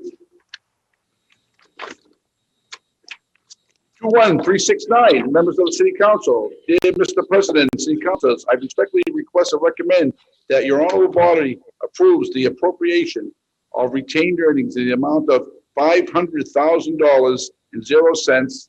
This amount is being requested to subsidize the fiscal 2022 Water and Sewer Enterprise Fund budget due to the health pandemic and current economic conditions. Retained earnings are reserves of the Water and Sewer Fund. Reserves can be used for any lawful purpose, but serve primarily to provide financial security in cases of unforeseen events such as COVID-19 or capital replacement. The balance of retained earnings for this vote is $6,059,512. Finance Director Alicia Nunley Benjamin is here to answer any City Council's questions regarding this matter. Sincerely, Brianna Longoria, Mayor. Alicia, brief synopsis on this. Yes, thank you, Honorable President, Honorable Councilors. I was at the Water and Sewer Commission rate setting meeting, and the mayor has decided to appropriate $500,000 to subsidize the budget to make the rate increase be 3% for the next year, which is consistent with last year. It was a 3% increase. Without the $500,000 transfer, the increase to the ratepayer would be 5%. Questions for Alicia Nunley? Any questions? Council Marks. Mr. President, and I appreciate we have the finance director on. In the past, in this finance director, Alicia's been around for a while. There's always been discussion about tapping into our retained earnings or our free cash because it may impact the bond rating. I was just wondering at what point in this particular account, if we were to vote for a higher dollar amount, would that impact our bond rating? Or the potential of our impact bond? The reason for the $500,000 and the 3% is to keep it minimal, because if you use more money to subsidize and reduce the rate, once your reserves are gone, the users would have rate shock because there'd be a huge increase. Furthermore, in the fiscal year 22 budget, I saw a lot of capital items being submitted to the water and sewer budget, which I took out, and that would actually need to be funded through retained earnings. So I would not suggest dipping any further into retained earnings. Right, so if I could, Alicia, what do we anticipate every year of additional funds to retained earnings? That's hard to say. So retained earnings are one-time revenue, so we could deplete the whole thing and not have any retained earnings at all. What retained earnings is we actually had more money. We didn't spend as much as we thought we were going to spend. We had some savings. So initially, when I put these emergency spending freezes, in place, usually they're slowing down on their spending, which causes a little bit of savings at the end. But going forward, once the economy recovers and COVID is gone, there's no guarantee you're going to have retained earnings each year. Right, no, I understand that, but this account grows every year since I've been on the council. So I'm trying to anticipate, once we use 500,000, it's currently 6,059,000. That'll leave us with about 5,500,000. What do we anticipate this time next year having in the account? I'm sure it's. That'll be estimated at the end of the year to be complete through the chair. That would be estimated at the end of the year. I'd have to look to come up with an estimate of what would be left, but knowing that there are huge capital costs that are coming through that is going to take that number down. So even if we have money, like you said, at the end of the year, a lot of that is going to be earmarked for projects that I took out of the budget so that the ratepayers didn't have a huge rate increase. Because it's really only supposed to be used for one-time costs. It's usually not used for subsidizing the rate, but due to COVID-19, that's why we're using it to subsidize the budget, to ease the pain off of people during the recession. But it really should be used for one-time costs such as capital costs. Right. No, and I can appreciate that, but I can tell you firsthand that this amount of money is not going to ease much off the ratepayers. You know, I think it's a good symbolic gesture, but it's really not going to ease the feelings of the ratepayers in this community. And if anything, the 6 million that's out there, as you stated, is an overreach of the city charging too much for water and sewer, and that's how we end up with the retained earnings. Putting that aside, there's been some discussion recently, and I brought up the issue within the last couple of weeks about our water meters. And this discussion has been that we're close to the life expectancy of the water meters that were installed some years back. And is the administration, if you can't answer this, I understand, it's not under your jurisdiction, is the administration currently looking at our water meters within the community for replacement? Through the chair, yes. Yes, the current administration is looking at water meters. Right. So is there potential that the retained earnings, which could be a one-time cost for infrastructure, be looked at for the replacement of water meters? If requested by the DPW, they can request that of the mayor. They can request to use retained earnings for replacement of water meters. They absolutely can. DPW or the Water and Sewer Commissions? I'm talking about the DPW because the water and sewer is under the DPW umbrella. Right, but who would ultimately approve the new meters? Would it be the Water and Sewer Commissioners? No, it would be the mayor, because the mayor would have to fund it. Right, but so the recommendation doesn't come from the Water and Sewer Commissioners? No, what the water and sewer commissioners do each year when we're meeting is they're discussing policy. They get the budget number from me. They get the debt service number from me. They get the indirect costs, which is the people's health insurance, dental insurance, pension costs. They get that, and then they vote a rate to fund those operations. And obviously the biggest cost of all being the MWRA assessment. This year alone went up $835,471. That's what they're voting. Right. So that's when I was on the council, when we last replaced the water meters, and the Water and Sewer Commissioners were an integral part of the replacement, along with the DPW. You are correct. So my one concern is that if we don't request more money for retained earnings to offset the increase, we're at 3% now with the 500,000.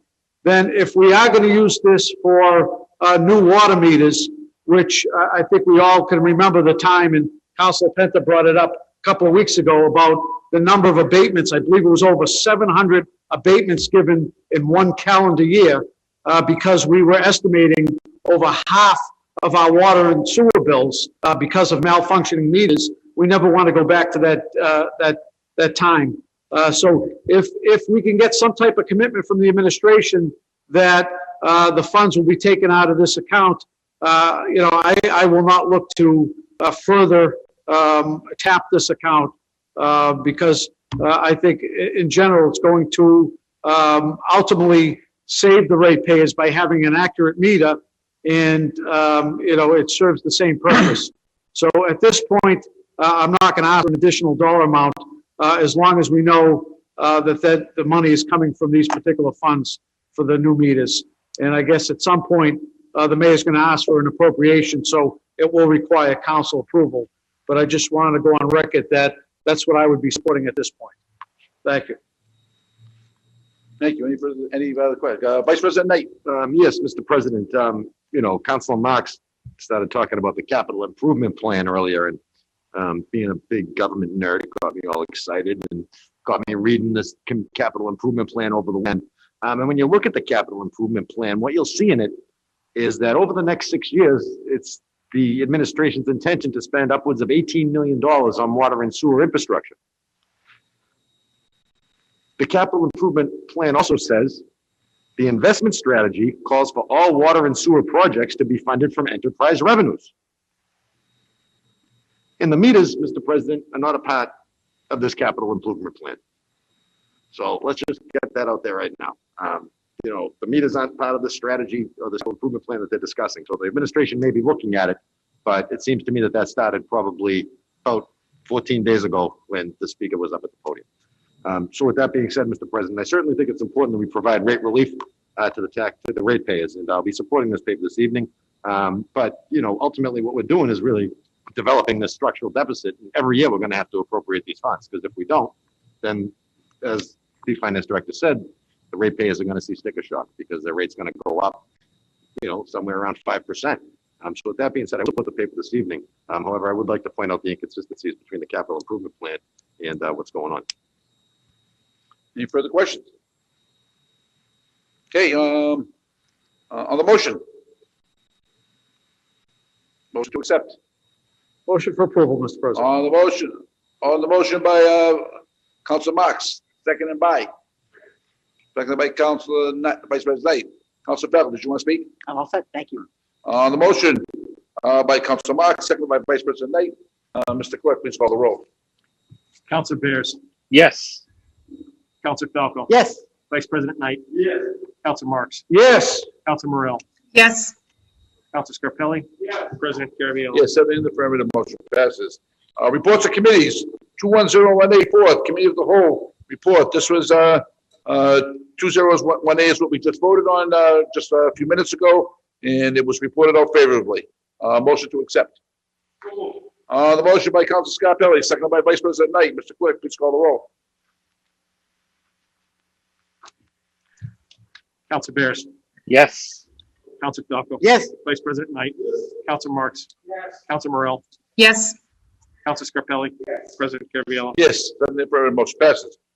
20625, May 5th, 2021, Committee of the Whole report. This Committee of the Whole was regarding the Fells Ave, Fulton Street traffic issues with the chief and Officer Hartnett. So Move approval. on the motion by Vice President Knight, seconded by Councilor Falcon. Mr. Clerk, please call the roll. Counselor Bears. Yes. Counselor Falco. Yes. Vice President Knight. Counselor Marks. Yes. Counselor Morrell. Yes. Counselor Scarpelli. Yes. President Caraviallo. Yes, 7 in the affirmative, motion passes. Public participation. Former Councilor Patricia Doherty, 235 Winter Street, number 440, Medford, Mass. Former Councilor Patricia Doherty would like to discuss with the residents of Medford's ability to exercise their First Amendment right of free speech. Former Councilor Doherty.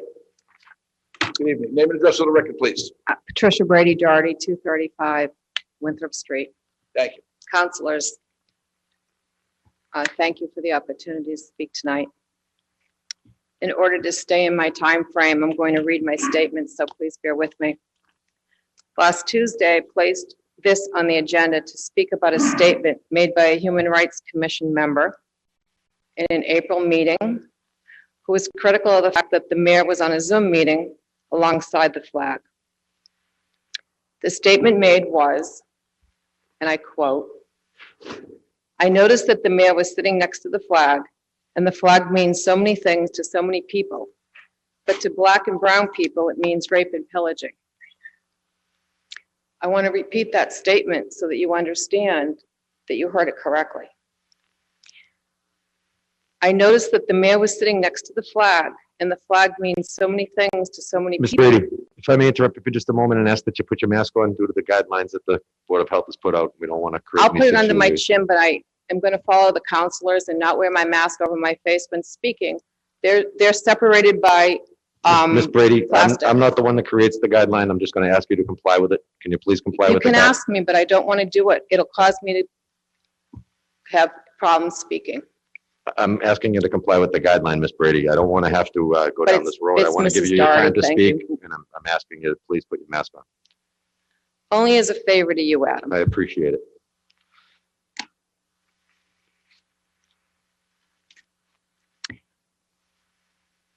It appears that no one at the Human Rights Commission meeting spoke up to defend the flag. However, one person did step forward on social media, but I will speak to that in a minute. There are thousands of veterans in this community. There are hundreds of people in this community who have shed their blood and died on the battlefield in defense of their flag, our flag. Every person who's into the military takes their oath in front of the American flag. Every morning, the Army awakes to the rising of the flag, the raising of the flag, with revelry. And when the day is done, the flag is lowered when the evening gun is fired in a solemn ceremony. An American soldier wears the flag on his sleeve. If a soldier dies in combat, he comes home in a flag-draped coffin. When a soldier is buried with full military honors, the last thing that happens is that the flag is folded, presented to the family with the words, "by a grateful nation." A soldier does not allow the flag to touch the ground, and when the flag is worn out, it's burned and its ashes buried. Between World War I, World War II, the Korean War, and the Vietnam War, the Gulf War, Afghanistan, and Iraq, almost 1.5 million Americans lost their lives overseas. We do not speak German or Japanese as a captive people because of these veterans. We decorate our veterans' graves on Oak Grove with flags for Memorial Day. This weekend and next, veterans will place 8,700 flags on graves for the upcoming Memorial Day holiday on May 31st, when the city will honor the men and women who died while serving their country. Veterans look to this flag as a symbol of this great country, the lives lost, and the freedoms won. Veterans are bonded to the flag, as are most Americans. We say the Pledge of Allegiance to the flag as school children. The City Council and the school committee starts its meetings with the Pledge of Allegiance, as do people at baseball games and other sporting events. It is who we are as an American people. If this statement regarding the flag were made in a private conversation, then I would fully support the commission members' right to say this, no matter how offensive it is to veterans and other citizens. However, this person was serving in an official capacity as representative of the city of Medford when she made the statement. All people who are elected officials and appointed members of boards and commission in this city take an oath to uphold the Constitution. The Constitution is the basis of our country, and the flag is a symbol of our country here and around the world. The statement regarding the flag made by the Human Rights Commission member calls into question her ability to faithfully execute her duties impartially as an appointed member in this city. For instance, would she treat a veteran fairly or unfairly if he or she appeared before the commission wearing a hat with a flag on it? And speaking of veterans, this week, veteran organizations in the city learned that the city is seeking a waiver from the state to override the law requiring veterans' preference when hiring new police officers. Again, another insult to veterans. It is as if veterans do not matter in this city any longer. As mentioned earlier, one Medford resident expressed his anger on social media about the statement made by the Human Rights Commission member disrespecting the flag. He titled his post, "Defending the Flag." Although I do not condone some of the language he chose to use in his post, nevertheless, he has a constitutional right of free speech, as we all do, to express his opinion. However, in response to this post, the Human Rights Commission called an emergency meeting, essentially to attack this resident expressing an opinion they do not like. During this emergency Zoom meeting, the Human Rights Commission members, including the mayor's liaison, the director of diversity, 2 city councilors, a school committee member, including a member of the public, members of the public, proceeded to vilify this resident simply because he had expressed his criticism of the statement attacking the flag. They called him a racist, a misogynist, and a deviant, all under the pretext of a public meeting.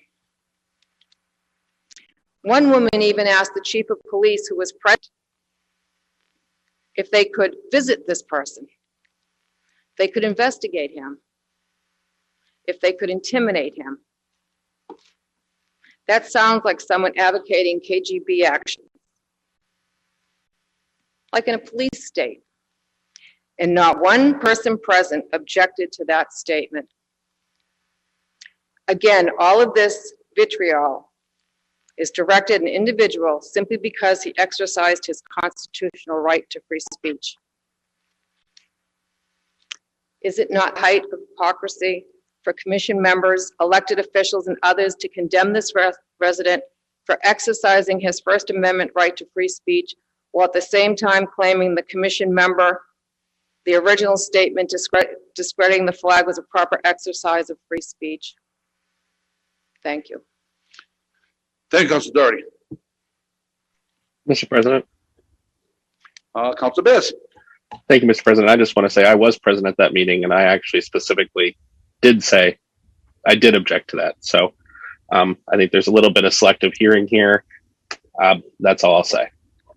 Thank you. Through the chair to Councilor Bears. Chair to Councilor Bears. Councilor Bears, it would be a lot nicer if you could come see me eye to eye like the other councilors are here. It'd be a lot nicer if you would wear a mask as we've asked you to do. Thank you. Said that, I want to let you know that I watched that meeting, all 143 minutes of it, painfully watching it 3 times.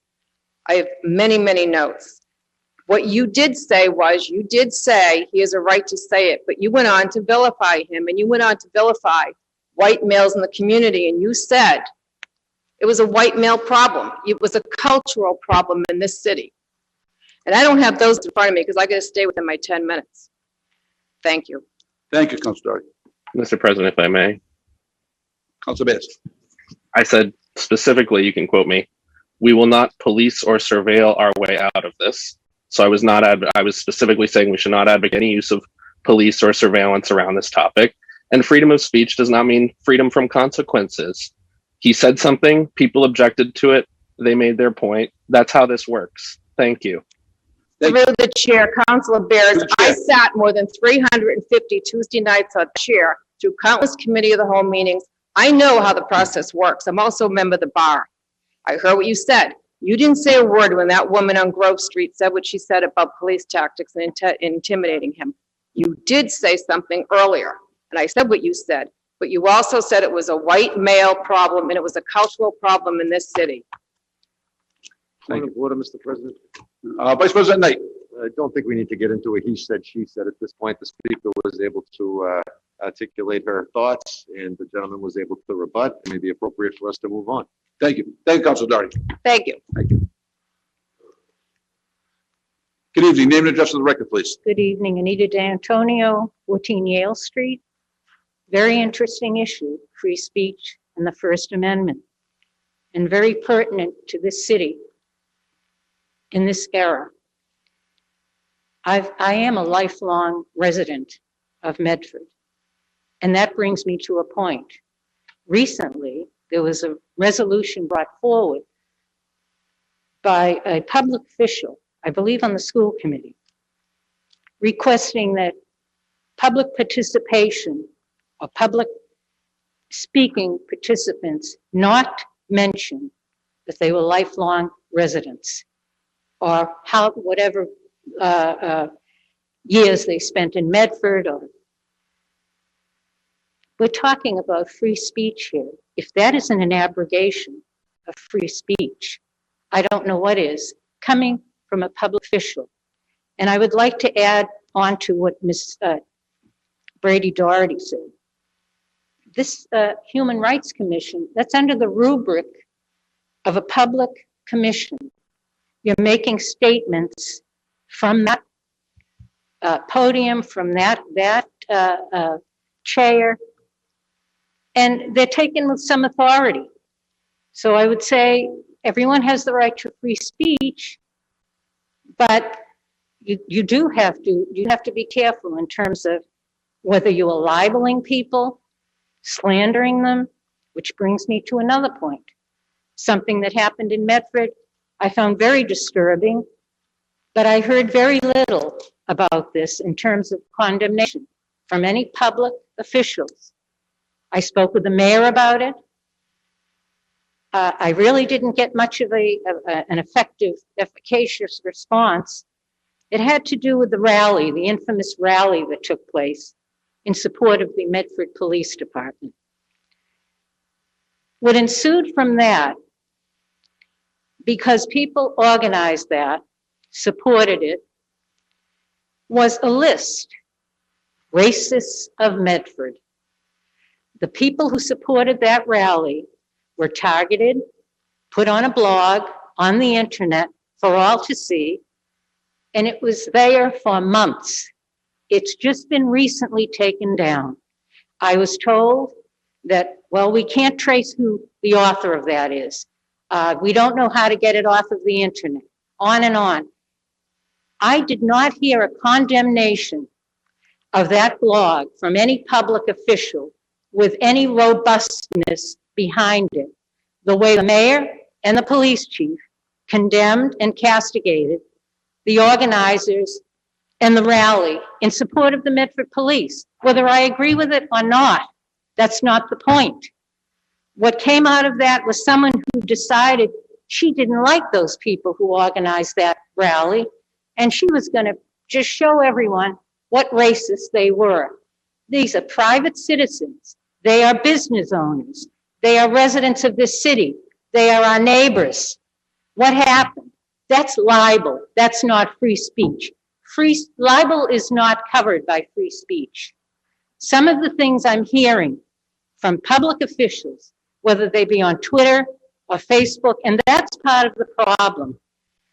We have supplanted face-to-face speech, coming to meetings like this and having vibrant disagreements and agreements and discussion with Facebook and Twitter. I stand here with trepidation anytime I come to this podium because I'm speaking to the public. It's a public speaking exercise. There's even more anxiety now because I have the fear I may be doxxed. I may find my picture, my address, my name on Facebook with any stereotype, fill in the blank. For crying out loud, I may even be labeled a Democrat or a Republican. That's a little humor, sorry. But you know, the atmosphere in this city is toxic. We can discuss the budget, we can discuss diversity, all of that, but the atmosphere is toxic here. Just go on Facebook, the Medford Mass Facebook. Take a look at any of the statements that are made. I have read stereotypical statements that are a disgrace coming from people who espouse their tolerance. If you've lived here a certain amount of years, you fit into a certain pigeonhole. It is, if you're of a certain ethnicity, you fit into another one. And nobody is condemning this. Nobody is speaking out. We want diversity. How about some consideration for decency? Use all the free speech you want. Here's a quote. If you're really in favor of free speech, then you're in favor of freedom of speech for precisely the views you despise. Otherwise, you're not in favor of free speech. Noam Chomsky said that. Someone I vehemently disagree with ideologically. But he makes exact sense. That's exactly correct. That's what makes all of this great. I have watched city council meetings where we have had such contentious meetings over issues. I mean, insults were hurled, accusations back and forth, never to go home and find on some public forum that any one of the councilors or the citizens who came up were condemned, stereotyped, called bigot, racist, xenophobe, on and on and on. It's just the order of the day. If you do not agree with a particular thought or agenda, or you have a different opinion, you're presumed guilty of something, and it goes from there. So between those two incidents, I could point to with regard to the racists of Medford. Imagine any one of you being on that blog. Wouldn't that be nice? That's probably the worst thing you could call someone. And that stayed up there. All you had to do was put in racists of Medford. And there it was for all the world to see. Not a peep from anyone. Not a peep from the chief of police. Maybe you could not find out who had that blog, but you darn well could have condemned it robustly and said, we don't want that in this city. Nothing. I heard nothing. The same thing now with what I shouldn't say I'm a lifelong resident. I don't care if you moved here yesterday. You're welcomed in this city. I should be accepted in this city as a lifelong resident and not be put in a pigeonhole because I choose to speak freely. We are chilling free speech, and it's right here in our own city. We haven't crossed the Rubicon yet, but we're perilously close. And I'm afraid it's only going to get worse. It doesn't look good right now, and we don't have the courage of our convictions to stand up and oppose things when they are wrong, not when they're politically correct to oppose, but when they are wrong. That's all I ask. And in the last thing I'll say is, quoting Winston Churchill, a paraphrase, some people's idea of free speech is that they are free to say what they like, but if anyone says anything back, that is an outrage. We should not embrace that. We should have good, free, flowing conversation. And when I leave this podium, I should feel as though I've made my opinion known, and I don't want to feel as though I've been stereotyped, labeled, ostracized, castigated. Should not be. But that's what's happening in this city far too often. Thank you for listening to me. Thank you, Mr. D'Antonio. Good evening. Name and address for the record, please. My name is Robert Penta, 0 Summit Road, Medford, Mass. Former member of this august body. I want to, at the outset, I'd like to thank former Councilor Doherty for coming forward because her points of vote are very cogent because Memorial Day is right around the corner. It's probably the most sacred of all our veterans' holidays during the course of a year. And for this city to go forward and look for an exemption to eliminate veterans and a police exam preference says an awful lot of things as it relates to where are we going. You know, where are we going as a community and as elected officials? You know the real sad part about this? This is going to be the 30th year in Washington, D.C. that the veterans have had their annual motorcycle parade, and it's the first time that it's being canceled. It's being canceled because allegedly of COVID.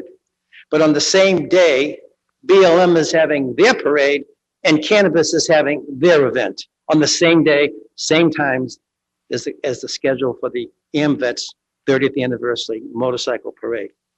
So there's a little bit of a disconnect here and maybe of a political, where do we go and who's in support of who and whatever it might be. I'll tell you my experience about my free speech being infringed upon. There's a group in Medford called Medford Mass Politics. The issue was the Christopher Columbus School. Now, I expressed my opinion on that page like I've done on many pages here in the city of Medford. I've been called every conceivable thing that you can think of on that page, on that group, by members in that group, and leaving no expletives out. Just use your imagination. That's free speech. And if they want to say it, And if they're not going to be scolded because of the inappropriateness of their language, then so be it. But I shouldn't be chastised, or anyone else be chastised, for going on that page or any other page and expressing your opinion, just like Mr. Antonio said, just like Councilor Doherty said. And when you are on a board and a commission of this community, common sense dictates. Because that's what you're there for, to listen to both sides of whatever the issue might be. Common sense dictates. And unfortunately, it doesn't seem to be working here in the city. You know what I resent the most? I resent the most when people say, I'm white, I was born privileged, and I have a spoon in my mouth, and I've been taken, I can take advantage of anything, or I have taken advantage of. Well, I look at all of you, you're all white, okay? You worked for what you got. Nothing's been handed down to you. And I resent the fact that anyone would turn around and tell me that I'm a racist because I'm white. I've been privileged because I'm white, because nobody knows my life. Nobody knows my background, how I got to where I am. And just because I served in government for 39 years, for which is the greatest honor I've ever had, outside of being married and having children, no one can take away that feeling of serving the people. But you serve the people not to denigrate the people. You serve them to build them up. And when you start to tell little kids today in school that you've got to be ashamed whether you're white, black, blue, or brown, that's wrong. Don't do that to a little kid in our public school education. I'm going to switch gears real quick. The city of Medford has just been, I've read in Patch today, city of Medford's getting $37,500,000. So if the city of Medford's getting $37,500,000, as Councilor Marks alluded to earlier on this evening, I guess the better question is, you guys have got a budget coming up.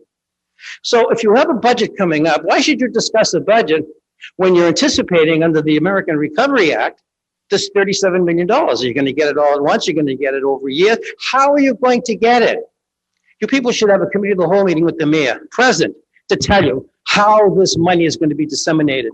In 2007 and 2009, when this country had its economic problems, the monies that were given out back then couldn't compete against the needs that the communities have. Well, now it's a little bit different. We're getting $37 million. It's a tremendous amount of money. But you got to look at some of the things that the money can be used for. And to me, the first question is, it's looming right around the corner from all of you in 2029. You've got an approximately $30 million unfunded pension liability that no one still talks about. Who's going to pay for that? How's it going to be paid? Is it going to be included in this money that you're going to be getting? These are questions you really need to ask. Also, it talks about paying premium pay for the people who did work during the COVID-19.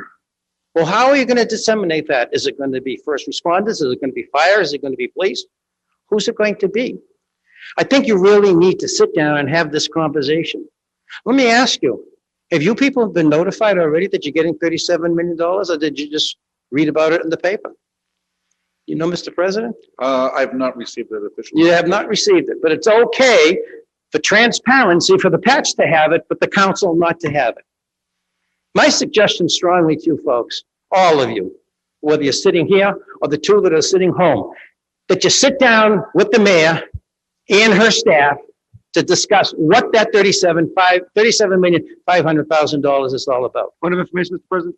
Point of information, Vice President May. If you refer to our packet that we received this evening, we'll look at paper 21329, and that was a response from the mayor. We were seeking guidance on how the money would be spent, and it says that it will be coming midway pursuant to conversations the administration had with the Division of Local Services. And the mayor's response goes on to further. This was the mayor's response to a council resolution. Guidance on how the money AARP will be coming by mid-May, says BLS. So far, we only know we can spend it on lost revenue in water, sewer, and broadband infrastructure. I will refer this to Ms. Nunley for a response to the projected revenues on 4/27/21, signed Mayor Lungo. So this council has taken those steps, Councilor Penta. We have asked for the meeting. We have asked where the funds are going to be spent. The question is whether or not we're going to get the meeting. It also indicates that you Thank you, can, Councilor Knight, for bringing that forward. I didn't see that paper. through the chair, Mr. President, it also indicates that you can give premium pay for essential workers. and you can offer additional support. And you can also, the money can also go into the educational part, and the educational part for which a lot of these kids have gone through, they have suffered over the past year for emotional disabilities that kids have been able to suffer.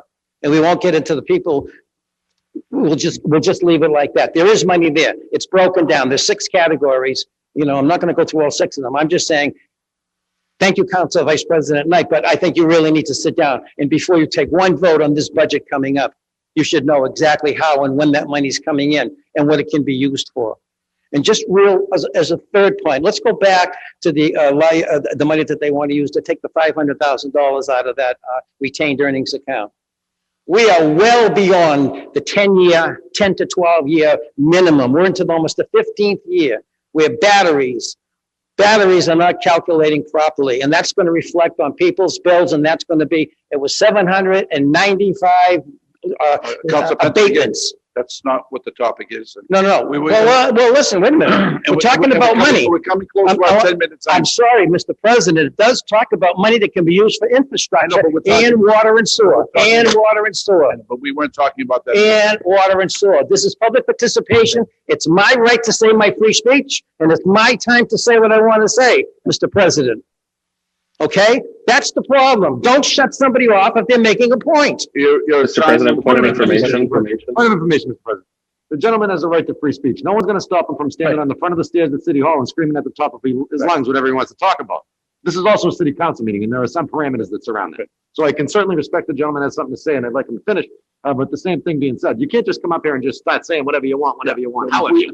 All right, there has to be some parameters, and they have to be defined. Well, Mr. President, I respectfully disagree with Council Knight because I identified myself. Thank you, Mr. President. Two points. One, all speech at any public meeting, according to Mass General Law, is at the discretion of the chair. Second, the pension liability, that's essentially the IRS final rule on the ARP came out yesterday, which is also the day that the final amount came out. That's from the Department of the Treasury. Pension liabilities cannot be funded using ARP money, and there were a few other categories. We've had several resolutions on the issue, and I was reading a 130-page letter yesterday, so I can tell you that this council is on top of the ARP. Thank you. Mr. President, with all due respect to the unfunded liability, if you look at the budget for the last 4 years, it's not been funded.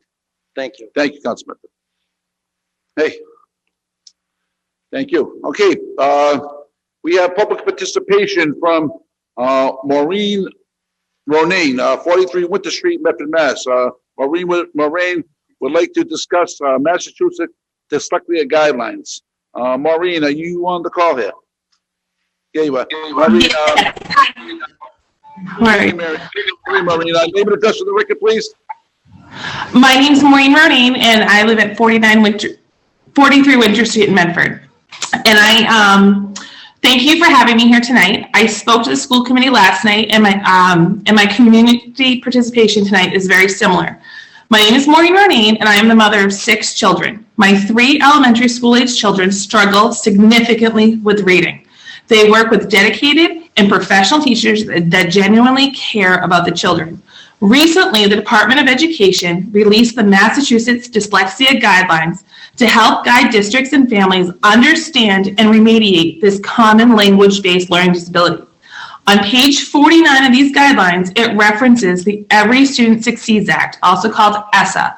This federal law was passed in 2015. It mandates that all reading intervention be evidence-based and peer-reviewed and published in a scientific journal. This effectively eliminates the eclectic approach that is also referred to as pulling from different reading programs that takes place in this district. Our teachers need support and training in order to deliver evidence-based reading instruction with fidelity. Our ETLs need to be trained in evidence-based reading instruction so that they know that a student is receiving appropriate services in accordance with this federal law. My second grade son's IEP states that he will use, and I quote, picture cues to decode. This is guessing and is completely inappropriate as it is not evidence-based and peer-reviewed. It actually interferes with learning to read because it takes the student's eyes away from the letters on the page. I understand that the district has made some changes in early literacy. However, we are still using Journeys as a core curriculum. This program is so flawed that it is effectively banned in several states because it lacks some of the essential components for reading instruction. The district recently bought a patch, but it's too little and does not address the students that already went through the program. Our teachers are required to use DRA, and some I've seen Fountas and Pinnell for reading assessments. Independent testing has stated that a teacher would be more accurate percentage-wise predicting reading failure if she just flipped a coin. I personally reached out to Dr. Matthew Burns, who led this study, and he wrote that it is terrible at identifying struggling readers, and that most kids who struggled with reading cannot read a book at their level. Prevention is the key to this. I am asking that all pre-K to 8th grade general ed teachers and the administration take professional development in the language essentials for teaching, reading, and spelling. It's called Letters by Dr. Louisa Moats. I am asking that every single special education teacher that supports students academically be trained and certified in LIPS, Orton Gillingham, and RAVO, which are all evidence-based and peer-reviewed reading intervention. And I am asking for the district to hire a consultant that is an expert in literacy to substantially help guide them. We also need one person that oversees all tiers of reading instruction and is accountable for ESSA compliance. All of our children deserve to be taught to read in school. Literacy should not be reserved for the lucky few that learn to read with little instruction, or those with parents that have a lot of money for neuropsychological testing, tutors, advocates, lawyers, and special dyslexia schools. I am asking for you to provide significant funding to our schools so that our teachers are trained in evidence-based reading instruction and that our children are taught to read. Thank you. Thank you, Maureen. Thank you. Vice President Knight. I just think it would be important to point out that the city council does not set the bottom line dollar amount for the budget. That bottom line dollar amount for the budget is set by the mayor. And the mayor is also the one that would dictate how much money she would intend to spend on the school department and how much money she would intend to spend here on the city side. I believe last year we did a 60-40 split, if I'm not mistaken, or maybe 50-50. But with that being said, Mr. President, I can certainly appreciate what you're saying. Mrs. Rowan and I have spoken in the past on this very same topic. It is a school committee policy issue, and it's my hope that the school committee takes the appropriate steps to comply with federal law. Thank you, Vice President Knight. Maureen, thank you very much for coming this evening. Thank you. Thank you. Mr. President, I see Joanna Quateri Mejia with their hand up. Joanna Quateri, did you have your hand up? Joanna? Yes, I had to unmute. I do. Hi, Joanna. Name and address on the record, please. Joanna Quateri Mejia, 35 Early Ave. And I just want to state that it's absolutely important that we respect each other's freedom of speech. However, I am going to, through you, say to the three speakers that spoke about free speech, it's not what you say, it's how you say it.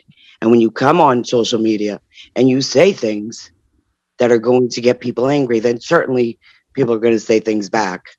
And the other thing I wanted to say is I will participate any way I want, Mr. Penta. If I want to be remote, I'll be remote. And when I feel comfortable, I'll come to the chambers, and I hope to meet you there. Thank you. Thank you, Joanna. Mr. President, on that Vice President Knight. On that topic, I mean, ultimately, I don't think the Medford City Council's going to take up the role of being the Facebook police or the social media police of the city of Medford. Okay. I just don't think that that's what we're here for. And I don't think that that's, really falls into the line of things that move Medford forward. So with that being said, I can appreciate the speakers feeling uncomfortable about online bullying. And, it's something that we see every day from kids on up to adults, apparently. But with that being said, Mr. President, I personally don't think that the Medford City Council is the appropriate forum to air out your grievances regarding what people said about you on Facebook and how they said it. Thank you. Mr. President, if I may. Councilor Bears. I just want to completely agree with Councilor Knight. And the whole purpose of the First Amendment is that the government shouldn't get in the business of regulating speech in the first place. So it's not our prerogative. And the best way we can honor the First Amendment is to not do that. Thank you. Thank you. We have one more person on the public participation. Mr. Biglione, name and address of the record, please.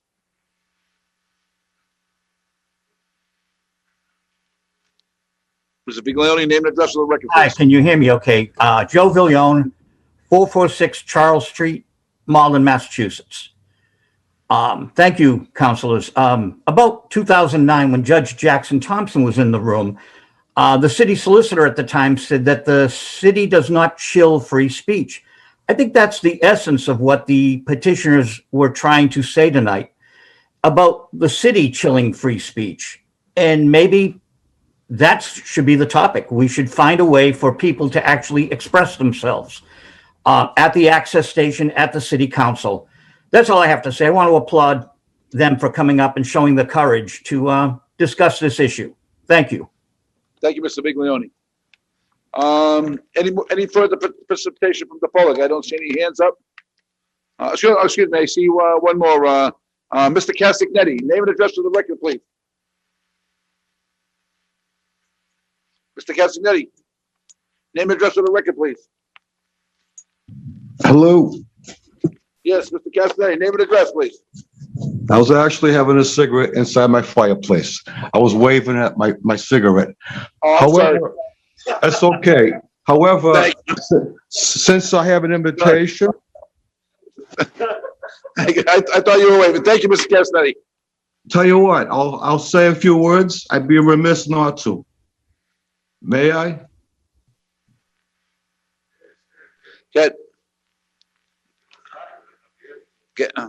We lost you, Mr. Castagnetti. Okay.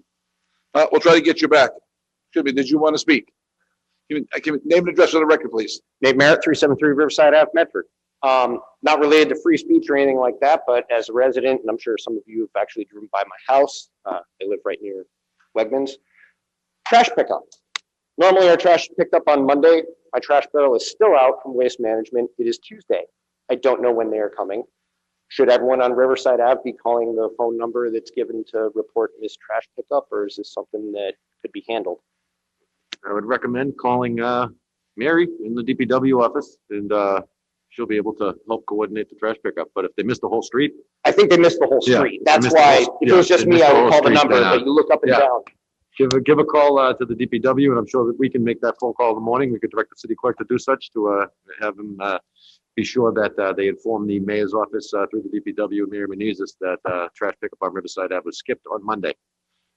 And I will offer that in the form of a motion. Okay. Good. It's public, there's no motion. Okay, yeah, all right, that's fine. But the clerk will call in the morning. Great, and just because I know you do have a budget coming up, maybe one thing to consider are metrics in terms of, because this isn't the first time that this is happening with Waste Management. So perhaps if you do have missed pickups or whatnot, that's something you all be interested in. Perhaps you can use some leverage to set the rate in the future. Thank you. Thank you, sir. Mr. Castellani, did you want to speak or not? No. Okay, thank you. Records, we'll pass to Councilor Marks. Councilor Marks, how did you find those records?